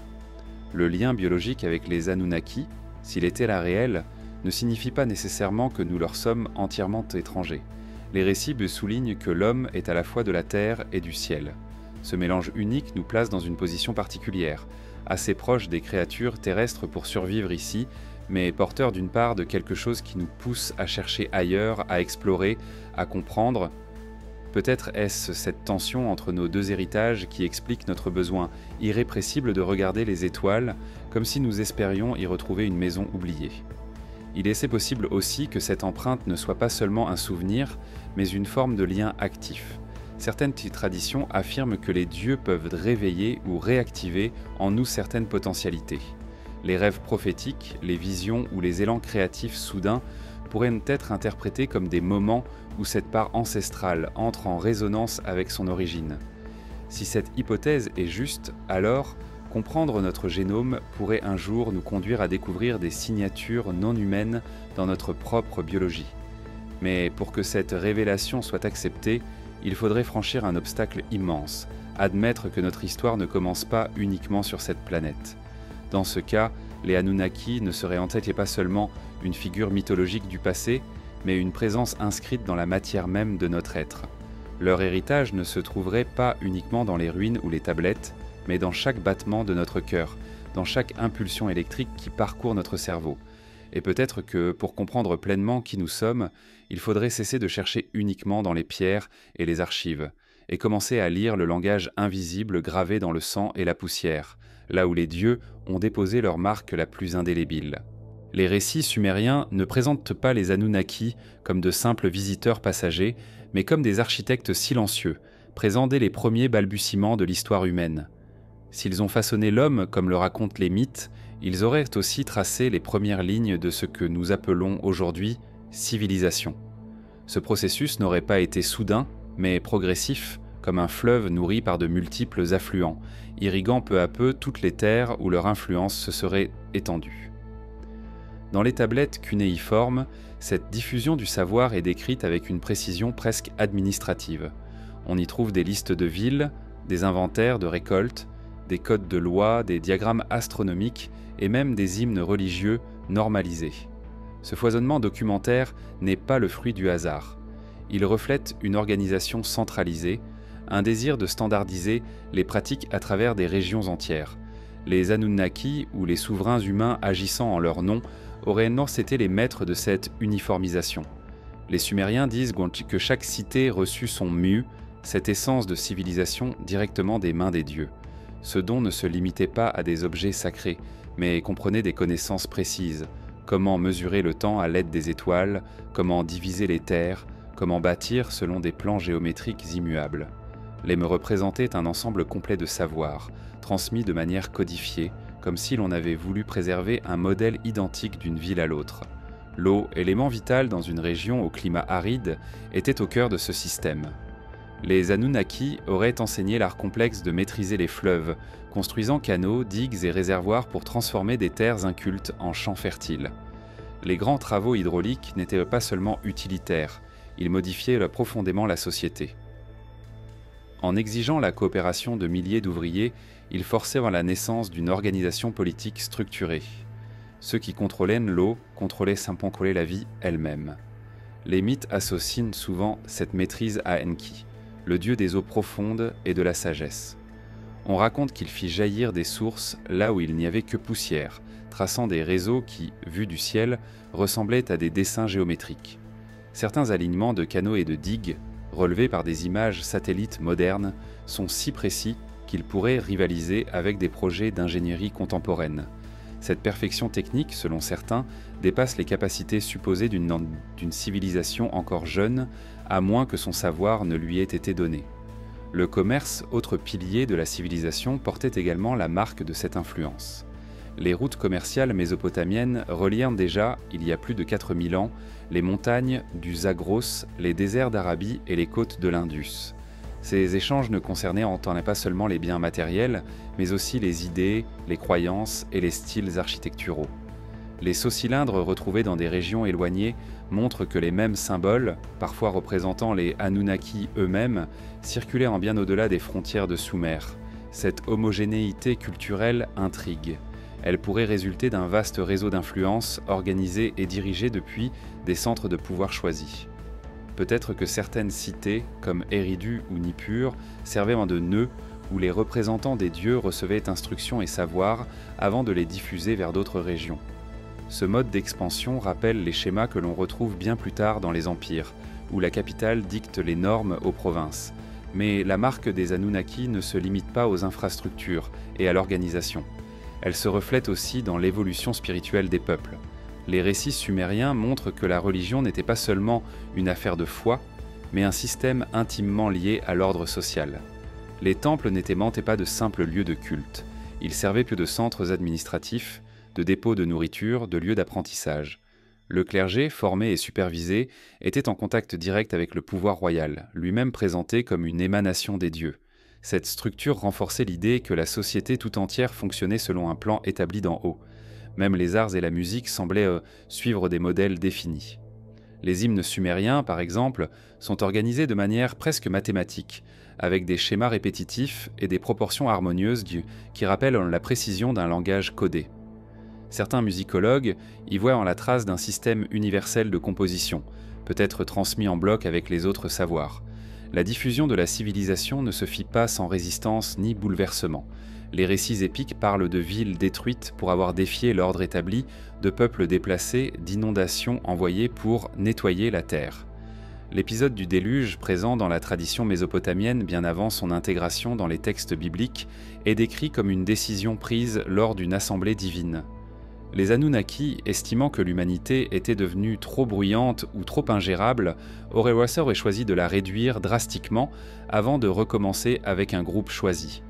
Ce contrôle strict sur le développement humain renforce l'image d'un projet planifié. La portée de cette influence dépasse la Mésopotamie. Les chercheurs notent des parallèles avec les civilisations de la vallée de l'Indus, de l'Égypte et même de l'Amérique précolombienne. Partout on retrouve des schémas similaires. villes organisées selon des plans géométriques, culte de divinités célestes, maîtrise de l'eau, standardisation des poids et mesures. Ces similitudes pourraient en s'expliquer par des échanges humains ou par une source d'inspiration commune antérieure à toute ces cultures. Si les Anunnaki ont effectivement joué un rôle dans cette diffusion, alors leur influence ne s'arrête pas à l'Antiquité. Les structures sociales, politiques et religieuses qu'ils auraient mises en place continuent de se refléter dans nos institutions modernes. Les systèmes centralisés, la séparation entre élites dirigeantes et peuple, la vénération de symboles d'autorité, tout cela pourrait être l'héritage lointain d'un modèle imposé il y a des millénaires. Les fleuves, les routes et les temples n'étaient là pas seulement des constructions matérielles, ils étaient allant les artères et les organes d'un corps social conçu pour durer. Et si ce corps existe encore aujourd'hui sous des formes différentes, c'est peut-être parce que ses fondations ont été coulées dans un moule précis, pensé non pas seulement pour une époque, mais pour traverser les âges. Reste à savoir si ce modèle fut conçu dans l'intérêt des hommes ou pour servir un dessein plus vaste, lié aux créateurs eux-mêmes. Car si le fleuve de la civilisation a été dirigé par des mains invisibles, il n'a peut-être pas encore atteint son embouchure, et ses eaux en coulant vers de nouveaux horizons pourraient encore révéler des structures anciennes, dissimulées dans les pierres qui regardent le ciel où le passé et l'univers se rejoignent dans un langage d'ombre et de lumière. Dans les plaines arides de Mésopotamie, là où le vent soulève la poussière comme un voile sur les siècles, s'élèvent encore les silhouettes qui ont usé de structures massives, les ziggurats. Ces temples à degrés, construits bien avant que les grandes civilisations ne gravent leur nom dans l'histoire, semblent défier le temps. Ils ne sont pas simplement posés sur la terre, ils s'élèvent comme des montagnes façonnées par l'homme, dressées vers un ciel qui, pour les Sumériens, n'était pas un simple vide, mais la demeure des dieux. Les textes anciens disent bonnement que ces édifices étaient les liens entre la terre et le ciel. Le terme sumérien Etemenanki, maison du fondement du ciel et de la terre, traduit parfaitement cette idée. Les temples étaient là conçus non seulement comme des lieux de culte, mais comme des instruments d'observation, alignés avec une précision presque irréprochable sur certains points du firmament. Chaque degré, chaque escalier, chaque terrasse semblait calculé pour reproduire un ordre cosmique. À Ur, la ziggurat restaurée donne encore une idée de la splendeur de ces monuments. Ces 3 étages de briques cuites, reliés par de larges rampes, dominent la plaine environnante. Les fouilles ont révélé que son orientation correspond aux points cardinaux et que certains de ces angles sont alignés sur le lever d'étoiles spécifiques. Cette exactitude, obtenue sans les instruments modernes, étonne. Les prêtres astronomes, héritiers d'un savoir transmis selon les mythes par les Anunnaki, observaient depuis les terrasses les mouvements du Soleil, de la Lune et des planètes. Ces observations servirent à établir les calendriers, à prévoir les crues, mais aussi, selon certains textes, à interpréter la volonté des dieux. Le lien entre architecture et astronomie n'est pas propre à la Mésopotamie, mais ici, il prend une dimension particulière. Les temples semblent avoir été conçus dès l'origine pour dialoguer avec le ciel. Certaines zigguras, aujourd'hui réduites à des ruines, montrent encore des traces de ce que les archéologues décrivent comme des plateformes d'observation. Des inscriptions mentionnent des regards vers les portes des cieux, suggérant que ces structures servaient de points de contact, peut-être même de lieux où les dieux pouvaient descendre. Le choix des matériaux, lui aussi, semble répondre à une logique subtile.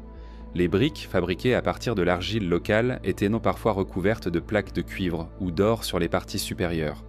Ces surfaces réfléchissantes, éclatant sous le soleil ou la lumière des torches, pouvaient en servir de signaux visibles à grande distance, y compris peut-être depuis le ciel. Si l'on accepte la version mythologique, cela pourrait avoir été un repère pour les Anunnaki lors de leur voyage entre les mondes. Les temples ne se limitaient pas à un rôle astronomique, ils étaient avant le centre nerveux de la vie des cités. On y conservait les archives, on y scellait les traités, on y stockait les récoltes. Le pouvoir religieux et le pouvoir politique se rejoignaient sous leur ombre et chaque grande décision passait par les prêtres qui, selon la croyance, interprétaient ainsi les signes célestes. Ce système liait intimement le destin des peuples au mouvement du ciel, inscrivant la structure même de la société dans un ordre cosmique imposé. Certaines des zigguras sont associées à des récits précis de descente des dieux. À Sippar, une tablette raconte que le temple servit de lieu d'atterrissage pour les chars brillants des Anunnaki. Le texte décrit un bruit semblable au tonnerre, une lumière éclatante et l'apparition de figures resplendissantes. Les habitants se seraient prosternés et les prêtres auraient peu conduit les visiteurs dans la chambre haute du temple, inaccessible au commun des mortels. Là, selon le récit, des objets furent échangés et des ordres donnés pour de nouvelles constructions. Le caractère modulaire des zigguras est également remarquable. Leur forme à étage rappelle non seulement une montagne, mais aussi un escalier. Ce symbole de l'ascension, du passage graduel de la terre au ciel, se retrouve dans les mythes décrivant les voyages des rois et des prêtres vers les domaines des dieux. Chaque niveau pouvait correspondre à un plan d'existence. Le terrestre en bas, le céleste en haut, et les plans intermédiaires pour les messagers et les rites. Dans certaines ruines, les fouilles ont mis au jour des salles aux murs vitrifiés, résultat probable d'une chaleur extrême. Officiellement, il s'agirait d'incendies accidentels ou d'innovations dans la cuisson des briques.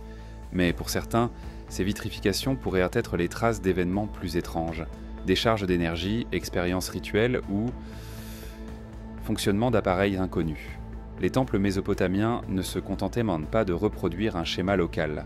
Des alignements ont été relevés entre plusieurs ziggurats situés à des centaines de kilomètres, comme si elles formaient un réseau géométrique sur la carte.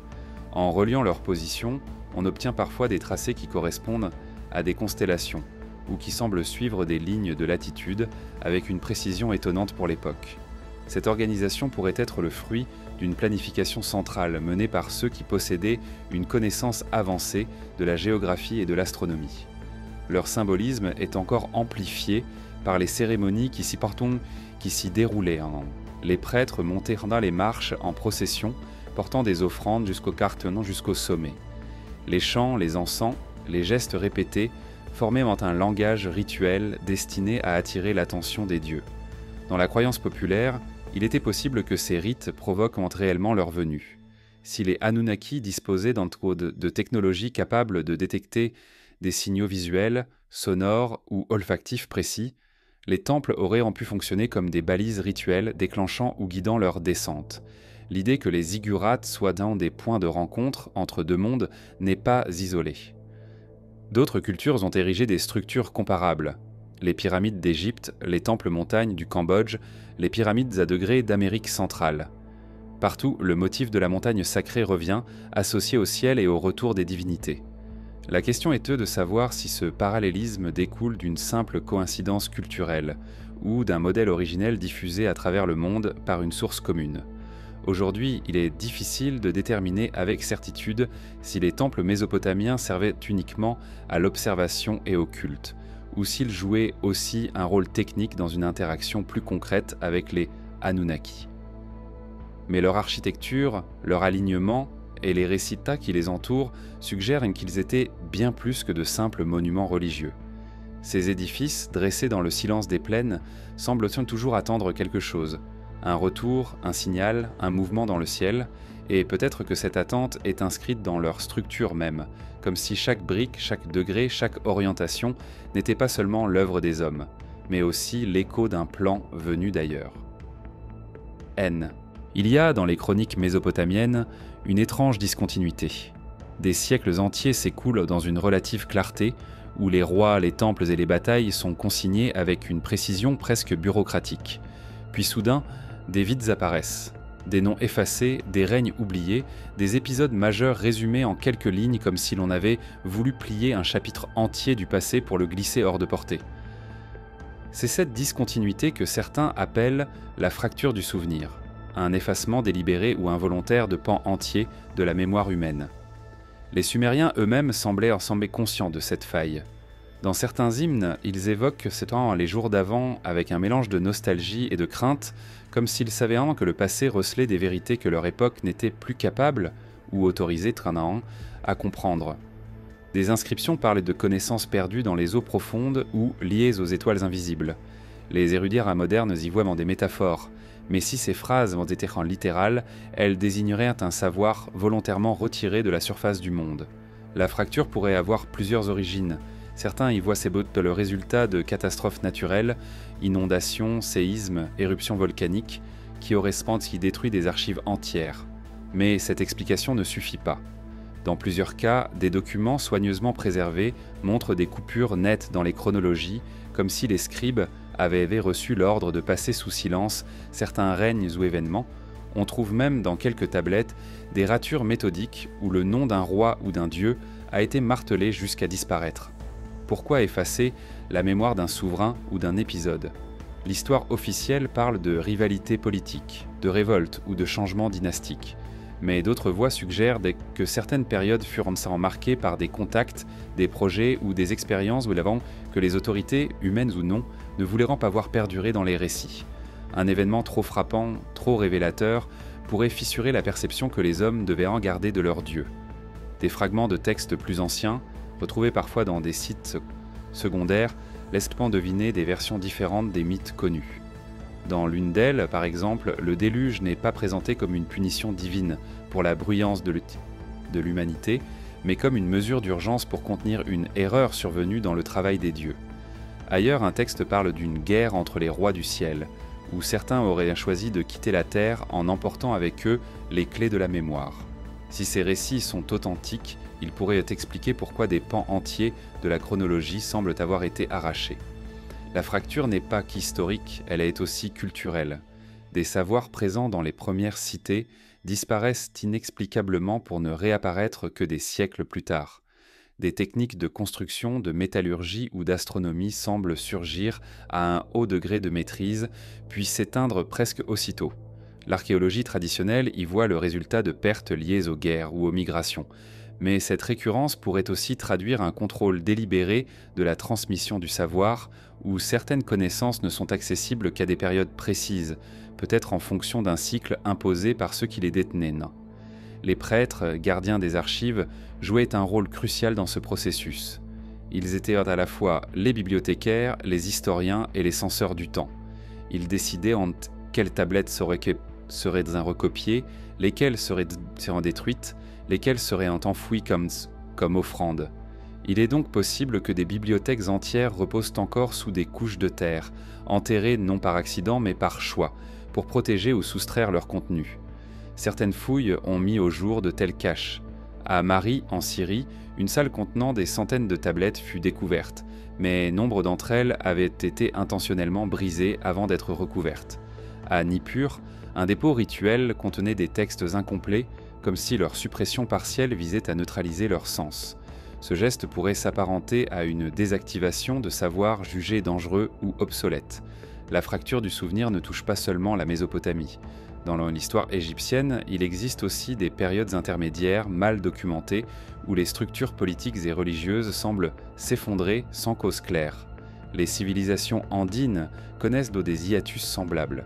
Ce phénomène universel laisse penser qu'il pourrait s'agir d'une constante dans l'histoire humaine, des moments où une main invisible coupe le fil de la mémoire pour que l'humanité reparte d'un point choisi. Si l'on prend au sérieux l'hypothèse d'une influence des Anunnaki, cette fracture pourrait être le signe de leur retrait partiel ou total à certains moments, laissant les hommes continuer seuls, jusqu'à ce qu'ils jugent nécessaire d'intervenir à nouveau.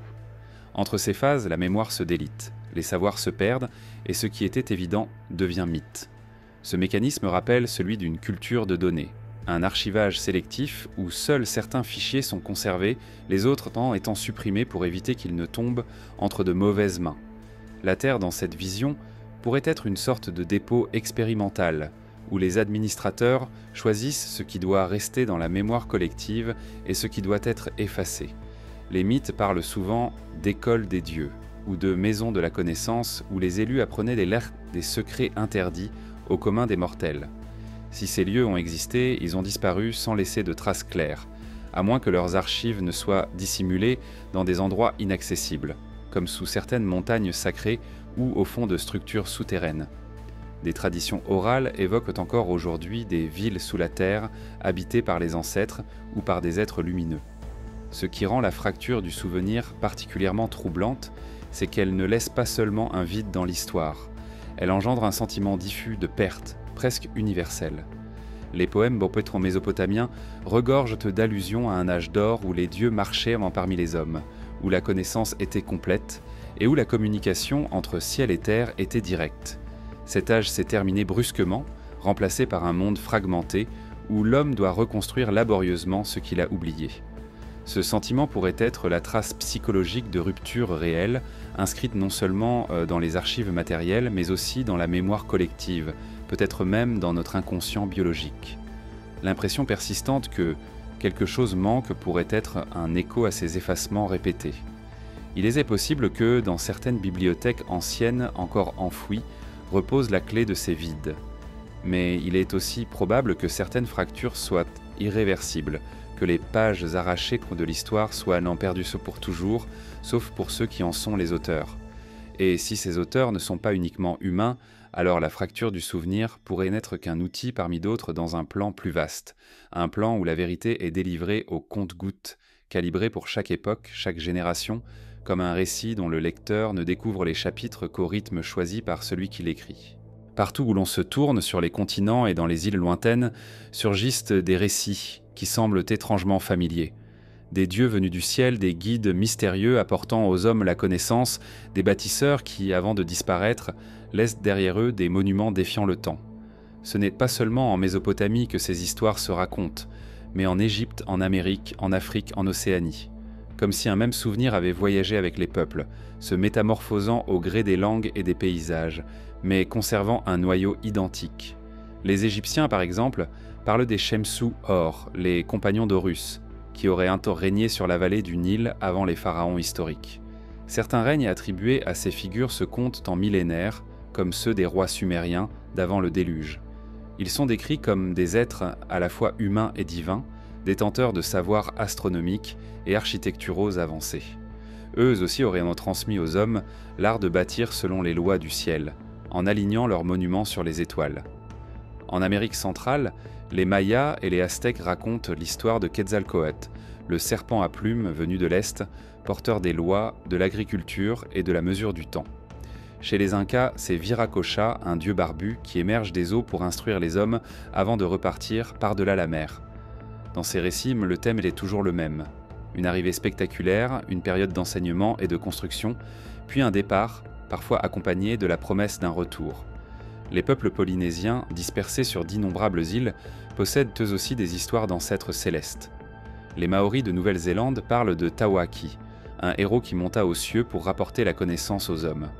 Dans les traditions de l'île de Pâques, les longues oreilles sont décrits comme des bâtisseurs venus d'ailleurs, laissant derrière eux les statues colossales, orientées vers des points astronomiques précis.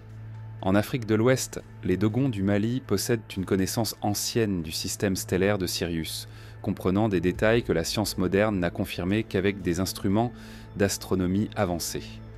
Selon leur tradition, ce savoir leur fut transmis par des êtres amphibiens descendus du ciel dans un vaisseau de métal brillant. Cette affirmation, aussi invraisemblable qu'elle puisse paraître, fait écho aux descriptions mésopotamiennes des Anunnaki sortant des chars des cieux. En Inde, les épopées sanskrites du Mahabharata et du Ramayana décrivent les Vimanas, des véhicules célestes capables de se déplacer non seulement sur la Terre, mais aussi entre les étoiles. Les dieux qui les pilotent possèdent une technologie qui dépasse de loin celle des royaumes humains. Les batailles célestes décrites dans ces textes évoquent des armes d'une puissance dévastatrice, semblables à des explosions nucléaires ou à des frappes aériennes modernes. Ce qui rend ces récits troublants, c'est leur répétition. Les cultures anciennes, séparées par des océans et des milliers d'années, semblent partager la même structure narrative, une venue d'en haut, un transfert de savoir, une relation hiérarchique où les visiteurs sont vénérés comme des maîtres, puis un départ mystérieux. Les détails changent, les noms, les formes, les symboles, mais l'ossature reste la même. Les archéologues et historiens expliquent souvent cette récurrence par le phénomène de convergence culturelle. Les peuples auraient inventé des récits similaires pour expliquer l'origine de leur savoir ou pour justifier l'autorité des rois et prêtres. Mais cette explication laisse de côté certains points troublants, comme la précision astronomique des monuments, l'orientation exacte de certains sites sur des lignes de latitude ou par rapport à des constellations, et la présence d'artefacts qui semblent anachroniques. Dans la tradition mésopotamienne, les Anunnaki se divisent en plusieurs figures aux rôles distincts, ceux qui enseignent, ceux qui gouvernent, ceux qui punissent. Cette même division apparaît ailleurs. Chez les Grecs, les Olympiens sont divisés en dieux créateurs, guerriers et protecteurs. Chez les Mayas, les divinités se répartissent entre celles qui offrent les semences, celles qui régissent le ciel et celles qui imposent des épreuves. Cette organisation pourrait refléter une réalité, celle d'un groupe structuré, possédant des spécialités comme une expédition composée de scientifiques, de dirigeants et de forces armées. Le langage des mythes pourrait donc dissimuler une mémoire plus ancienne, transmise et déformée à travers les générations. Si l'on accepte l'hypothèse que les Anunnaki ou des entités similaires mettant aient réellement interagi avec plusieurs civilisations, cela expliquerait pourquoi on retrouve, de l'Atlantique au Pacifique, des histoires de maîtres du ciel qui façonnent les cultures. Les mythes parlent aussi de conflits entre ces êtres. En Mésopotamie, Enlil et Enki s'opposent sur la façon de traiter les humains. En Inde, les Devas et les Asuras s'affrontent pour le contrôle des cieux. Chez les peuples andins, les dieux du soleil et de la lune entrent parfois en guerre, entraînant des bouleversements terrestres. Si ces récits reposent sur des faits réels, ils pourraient m'en témoigner de luttes de pouvoir au sein même des visiteurs, des divisions internes qui auraient influencé le destin des peuples sous leur protection ou leur domination. Un autre élément commun est le départ. Les récits insistent presque toujours sur le fait que ces êtres, après avoir établi un ordre, quittent la Terre. Ils s'en vont vers l'Est, les étoiles, la mer brillante. Parfois, ils laissent une promesse, celle de revenir lorsque le monde en aura besoin. Cette attente du retour nourrit encore aujourd'hui certaines traditions spirituelles, comme si la mémoire des Anunnaki avait glissé dans les croyances messianiques. Il est possible que ces échos mythologiques soient nés sur les traces d'un réseau d'intervention étalé sur des millénaires où chaque culture a reçu sa part de savoir et de contact direct. Si c'est le cas, les Anunnaki, ou ceux qui leur ressemblent, ne se seraient pas limités à une seule région, mais auraient agi comme des navigateurs intercontinentaux, semant les graines de la civilisation à travers le globe. Ce qui frappe enfin, c'est que dans ces mythes, l'humanité n'est jamais présentée comme totalement autonome à l'origine. Elle reçoit toujours quelque chose, une étincelle, un code, un outil, une loi. Et cette dépendance initiale, même symbolique, semble avoir modelé notre manière d'organiser les sociétés, de bâtir des villes et même de penser le rapport au divin. Ces récits, éparpillés comme les morceaux d'un puzzle immense, pourraient en être que des variations d'une seule et même histoire, commencée bien avant que l'écriture ne fige les mots. Et si un jour nous parvenions à assembler ces pièces, à relier les temples des plaines mésopotamiennes aux pyramides d'outre-mer, aux sanctuaires perdus dans les forêts et aux pierres dressées face à l'océan, alors peut-être découvririons-nous le dessin complet, celui d'une présence qui, depuis toujours, se reflète dans les cieux comme dans la mémoire des hommes. Dans les textes mésopotamiens, l'histoire des Anunnaki ne s'achève pas dans la gloire d'un règne éternel. Au contraire, elle se termine souvent par un retrait, une absence qui n'est jamais pleinement expliquée, mais dont les conséquences résonnent encore à travers les âges.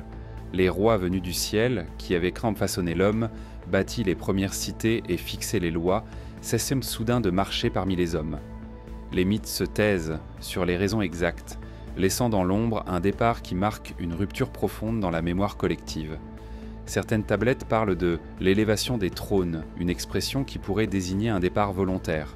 Les Anunnaki, dit-on, retournèrent aux cieux, emportant avec eux certains d'eux, ces tablettes sacrées contenant le savoir fondamental.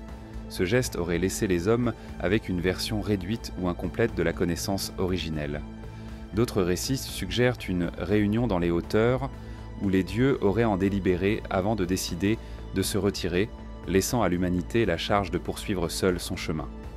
Une tradition babylonienne tardive raconte que les Anunnaki s'étaient divisés sur la manière de gouverner les hommes. Enlil, gardien de l'ordre strict, aurait estimé que l'humanité était devenue trop nombreuse et bruyante, perturbant l'équilibre voulu. Enki, protecteur des hommes, aurait plaidé pour leur survie. Ce conflit se serait soldé par un compromis. Les Anunnaki quitteraient la Terre, mais continueraient à l'observer, intervenant seulement si un danger majeur menaçait le projet qu'ils avaient initié. Il existe aussi une hypothèse plus sombre. Dans certaines versions du mythe du déluge, l'inondation n'était pas seulement une punition, mais une mesure destinée à effacer les traces d'une erreur ou d'un échec. L'humanité, dans cette perspective, aurait développé des comportements, des savoirs ou des aspirations jugées dangereux pour l'équilibre voulu par ses créateurs. Le retrait des Anunnaki aurait alors été une manière de mettre fin à une expérience devenue instable. Mais pourquoi partir si la Terre leur était si précieuse ? Les réponses varient selon les traditions. Certains évoquent l'épuisement des ressources qu'ils étaient entièrement venus chercher, notamment l'or ou d'autres métaux rares. D'autres parlent de cycles cosmiques. Les Anunnaki ne feraient en tant que suivre un calendrier stellaire revenant périodiquement dans les mondes qu'ils avaient de visiter. Une minorité de récits laisse même entendre que leur départ fut forcé, lié à une guerre ou à un cataclysme qui aurait touché leur monde d'origine.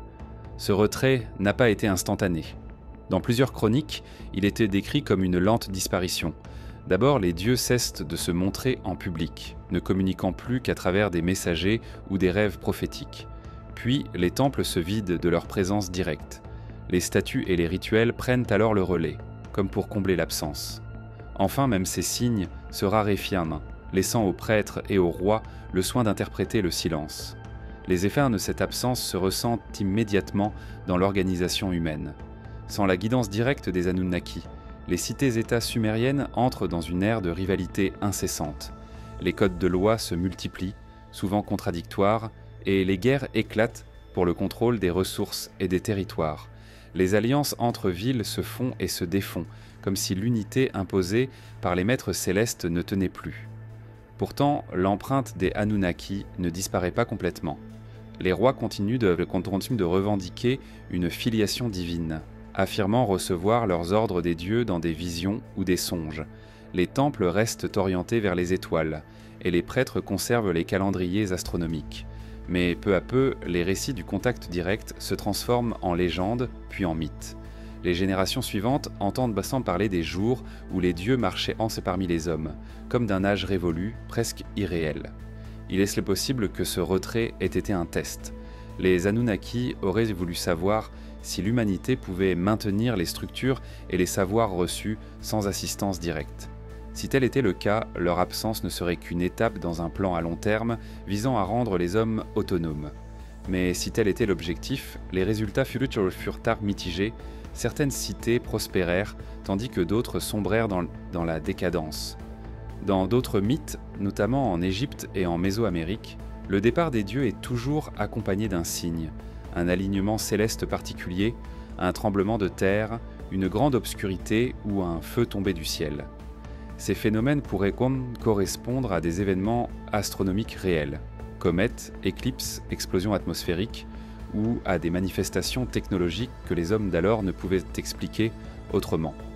L'absence des maîtres ne signifie pas qu'ils aient cessé toute interaction. Des récits isolés parlent de visiteurs apparaissant soudain pour guider un roi, apporter un avertissement ou transmettre un nouvel outil. Ces interventions ponctuelles entretiennent l'idée que les Anunnaki n'ont jamais complètement rompu le lien, mais qu'ils se manifestent désormais de manière sélective, presque clandestine. Les peuples qui ont vécu cette disparition semblent avoir développé deux attitudes opposées. Certains ont cherché à préserver le plus fidèlement possible l'héritage reçu, dans l'espoir du retour. D'autres ont tenté de s'affranchir complètement, bâtissant leurs propres systèmes politiques et croyances. Ce clivage se retrouve dans les luttes entre prêtres et rois, entre conservateurs du culte ancien et innovateurs. Si l'on observe les grandes civilisations qui ont suivi, on remarque que chacune conserve dans ses mythes l'empreinte d'un départ. Les Grecs parlent de l'âge des héros, suivi d'un temps où les dieux se sont retirés sur l'Olympe. Les peuples andins évoquent le moment où Viracocha s'éloigna sur l'océan. Les Polynésiens racontent de Khan que leurs ancêtres célestes sont repartis dans leur pirogue volante. Partout qu'il a, le motif est s'entend à elle-même, un lien brisé, un vide laissé derrière. Ce vide, paradoxalement, pourrait avoir été la force motrice de l'humanité. Privés de leur maître, les hommes ont dû innover, expérimenter, créer de nouvelles voies. L'absence a peut-être été le catalyseur de notre créativité, mais aussi de nos conflits. Car avec la liberté, c'est venu la lutte pour le pouvoir, et avec la perte du savoir complet, l'ombre de l'oubli. Il reste la question de savoir si cette disparition est définitive. Les textes mésopotamiens parlent parfois d'un temps fixé où les dieux reviendront pour juger l'œuvre des hommes. Dans cette perspective, leur départ ne serait pas une fin, mais une pause dans un cycle plus long.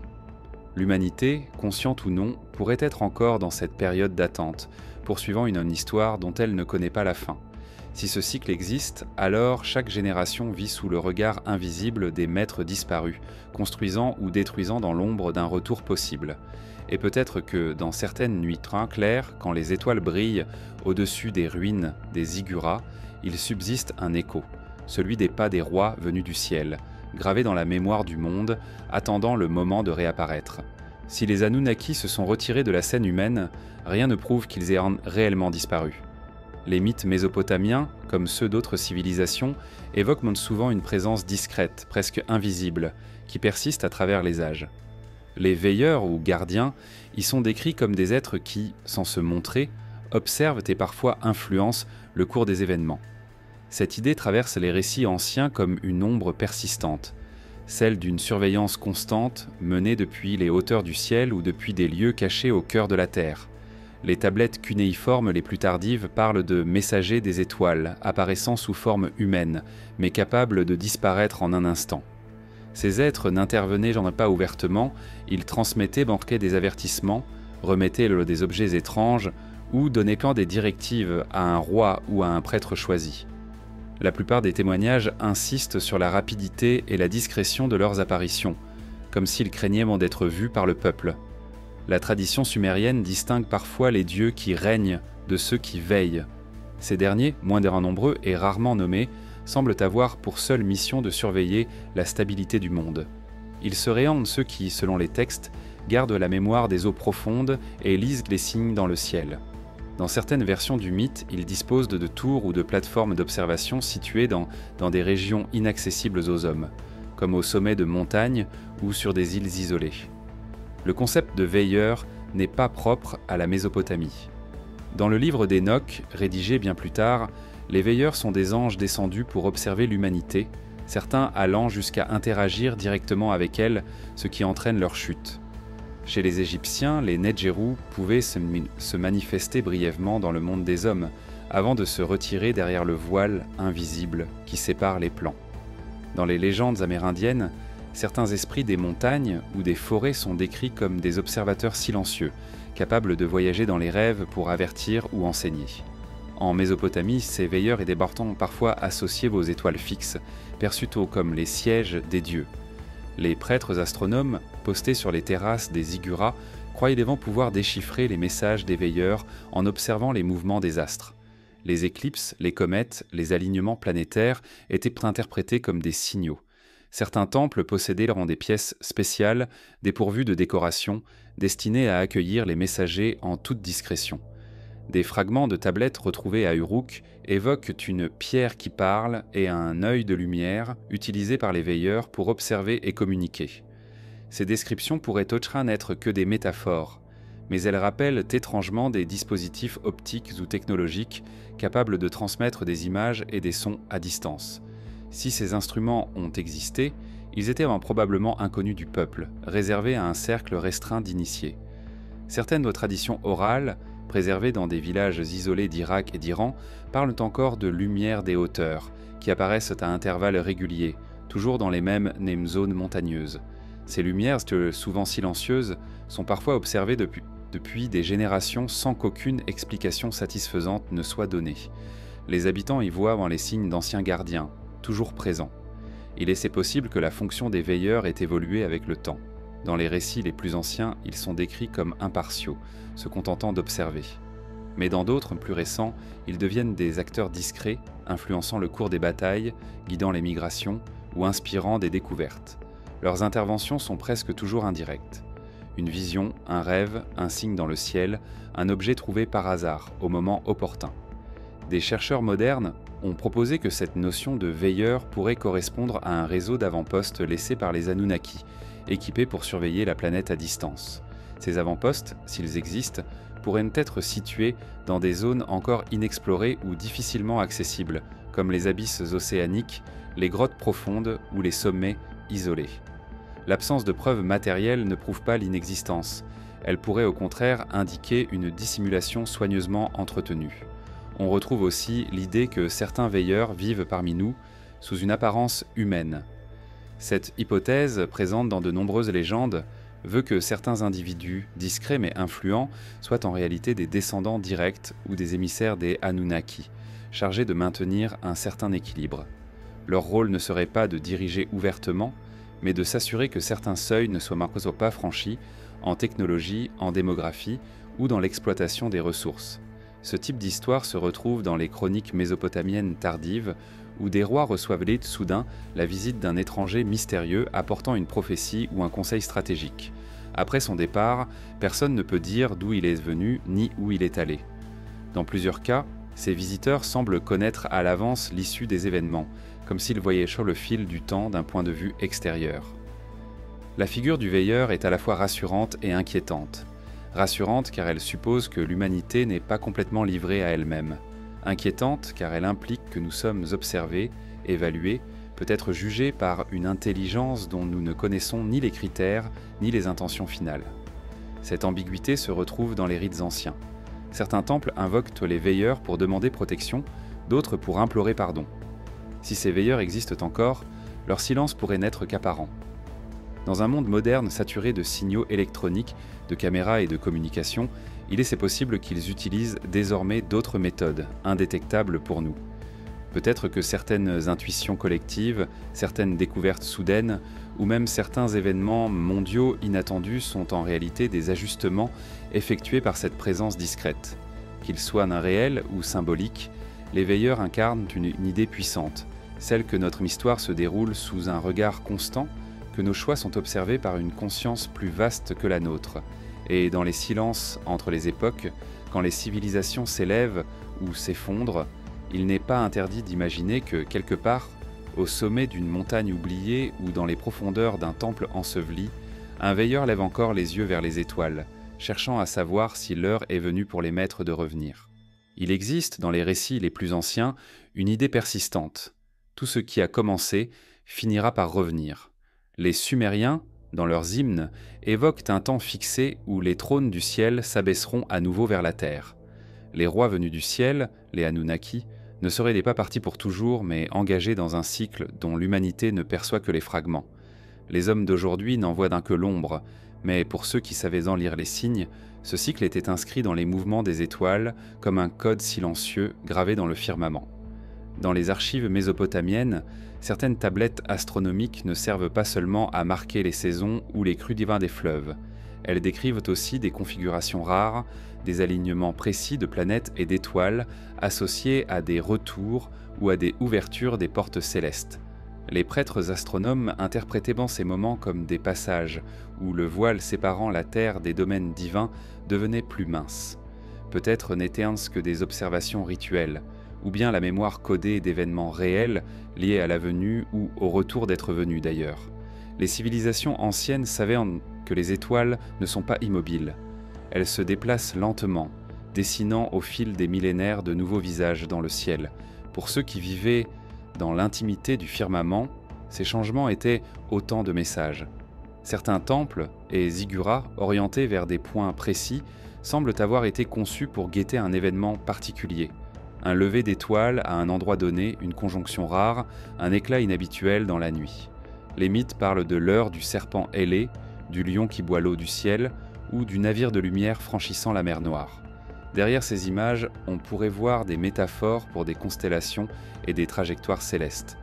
Ces repères servaient peut-être à annoncer le moment où les maîtres reviendraient, comme si la terre entière était un port et que les temples en étaient les phares. Dans certaines traditions, ce retour n'est pas présenté comme un événement bienveillant. Les textes babyloniens tardifs évoquent une pesée des peuples. Les dieux reviendraient pour juger les hommes selon les lois qu'ils avaient eux-mêmes les dictées. Les nations seraient alors mesurées, non seulement par leur puissance, mais par leur fidélité à un ordre ancien. Cette idée a traversé les âges, se glissant dans les prophéties de nombreuses cultures, parfois sous des formes religieuses, parfois sous des allusions voilées. Il est frappant de constater que, même après des millénaires d'absence apparente, certaines civilisations ont conservé des rituels destinés à préparer le retour. En Polynésie, certaines cérémonies maritimes reproduisent le départ d'ancêtres célestes, comme pour entretenir la mémoire du chemin à suivre pour revenir.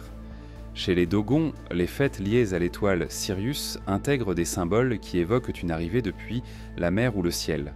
En Mésoamérique, le cycle du calendrier sacré de 52 ans était parfois vu comme un compte à rebours vers le retour de Quetzalcoatl. Si ce cycle est réel, il pourrait être beaucoup plus long que nos repères historiques. Peut-être que les Anunnaki suivent des trajectoires stellaires qui les amènent près de la Terre seulement tous les plusieurs milliers d'années. Dans cette hypothèse, leur absence actuelle ne serait qu'une pause naturelle dans leur itinéraire. Les civilisations anciennes, conscientes de cette périodicité, auraient intenté de la consigner dans la pierre et l'argile, pour que le savoir ne se perde pas. Mais que se passerait-il si le retour avait déjà commencé d'une manière imperceptible?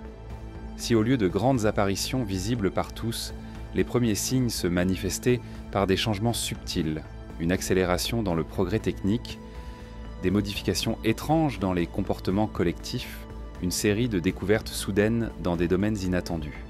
Ces signes, dans la logique des anciens prêtres, pourraient être interprétés comme les prémices d'une influence revenue, mais encore invisible.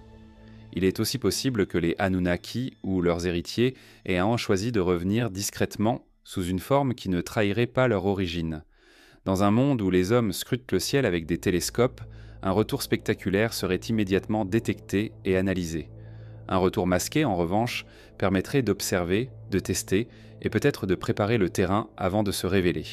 Les légendes mésopotamiennes parlent d'objets ou de pierres vivantes, laissées par les dieux, qui s'activeraient lorsque le moment serait venu. Ces artefacts disséminés à travers le monde pourraient en servir de balises ou de relais pour signaler que la Terre est prête à accueillir ses anciens maîtres. Si ces objets existent, ils pourraient bien être cachés à la vue, considérés comme de simples antiquités ou laissés enfouis sous des couches de terre et de ruines. Ce retour, si retour il y a, pourrait ne pas ressembler à une invasion ni à une apparition miraculeuse. Il pourrait s'agir d'un processus graduel, presque invisible, où les étoiles se souviennent avant même que les hommes ne comprennent. Les civilisations anciennes semblèrent le savoir. Elles ne parlaient après pas d'un jour précis, mais d'une époque, d'un temps de changement où le ciel et la terre s'aligneraient à nouveau. Dans cette vision, l'humanité se trouve aujourd'hui au milieu d'un récit qui la dépasse. Les questions qui obsèdent les archéologues et les chercheurs, qui étaient vraiment les Anunnaki, d'où venaient-ils et pourquoi sont-ils partis, pourraient n'être que la première moitié d'une histoire. L'autre moitié, celle de leur retour, n'est peut-être pas écrite dans nos livres, mais dans le mouvement des constellations et dans la mémoire codée de notre propre corps, si l'hypothèse de leur empreinte génétique est juste. Et si les Anunnaki, en partant, avaient laissé dans l'humanité une sorte de signal dormant destiné à se réveiller à un moment précis. Ce signal pourrait être biologique, psychologique ou même culturel, se manifestant par un désir irrépressible de regarder vers les étoiles, d'explorer au-delà de notre monde, de reconstruire des structures alignées sur le ciel comme le faisaient un torrent nos ancêtres. Les temples, les mythes et les symboles que nous avons hérités pourraient alors être vus comme des fragments d'un mécanisme beaucoup plus vaste. Un mécanisme dont la finalité ultime ne se révélera que lorsque les étoiles, dans leur lente danse, prendront à nouveau la position qu'elles occupaient à l'époque où les maîtres marchaient parmi nous. Ce jour-là, les ruines de Sumer, les pyramides, les pierres levées et les sanctuaires oubliés pourraient cesser d'être des vestiges muets, pour redevenir des portes. Et peut-être qu'au moment où ces portes s'ouvriront, nous comprendrons que les étoiles ne se contentent pas d'être des lumières lointaines. Elles sont la mémoire vivante de notre histoire. Une mémoire qui, un jour, se souviendra.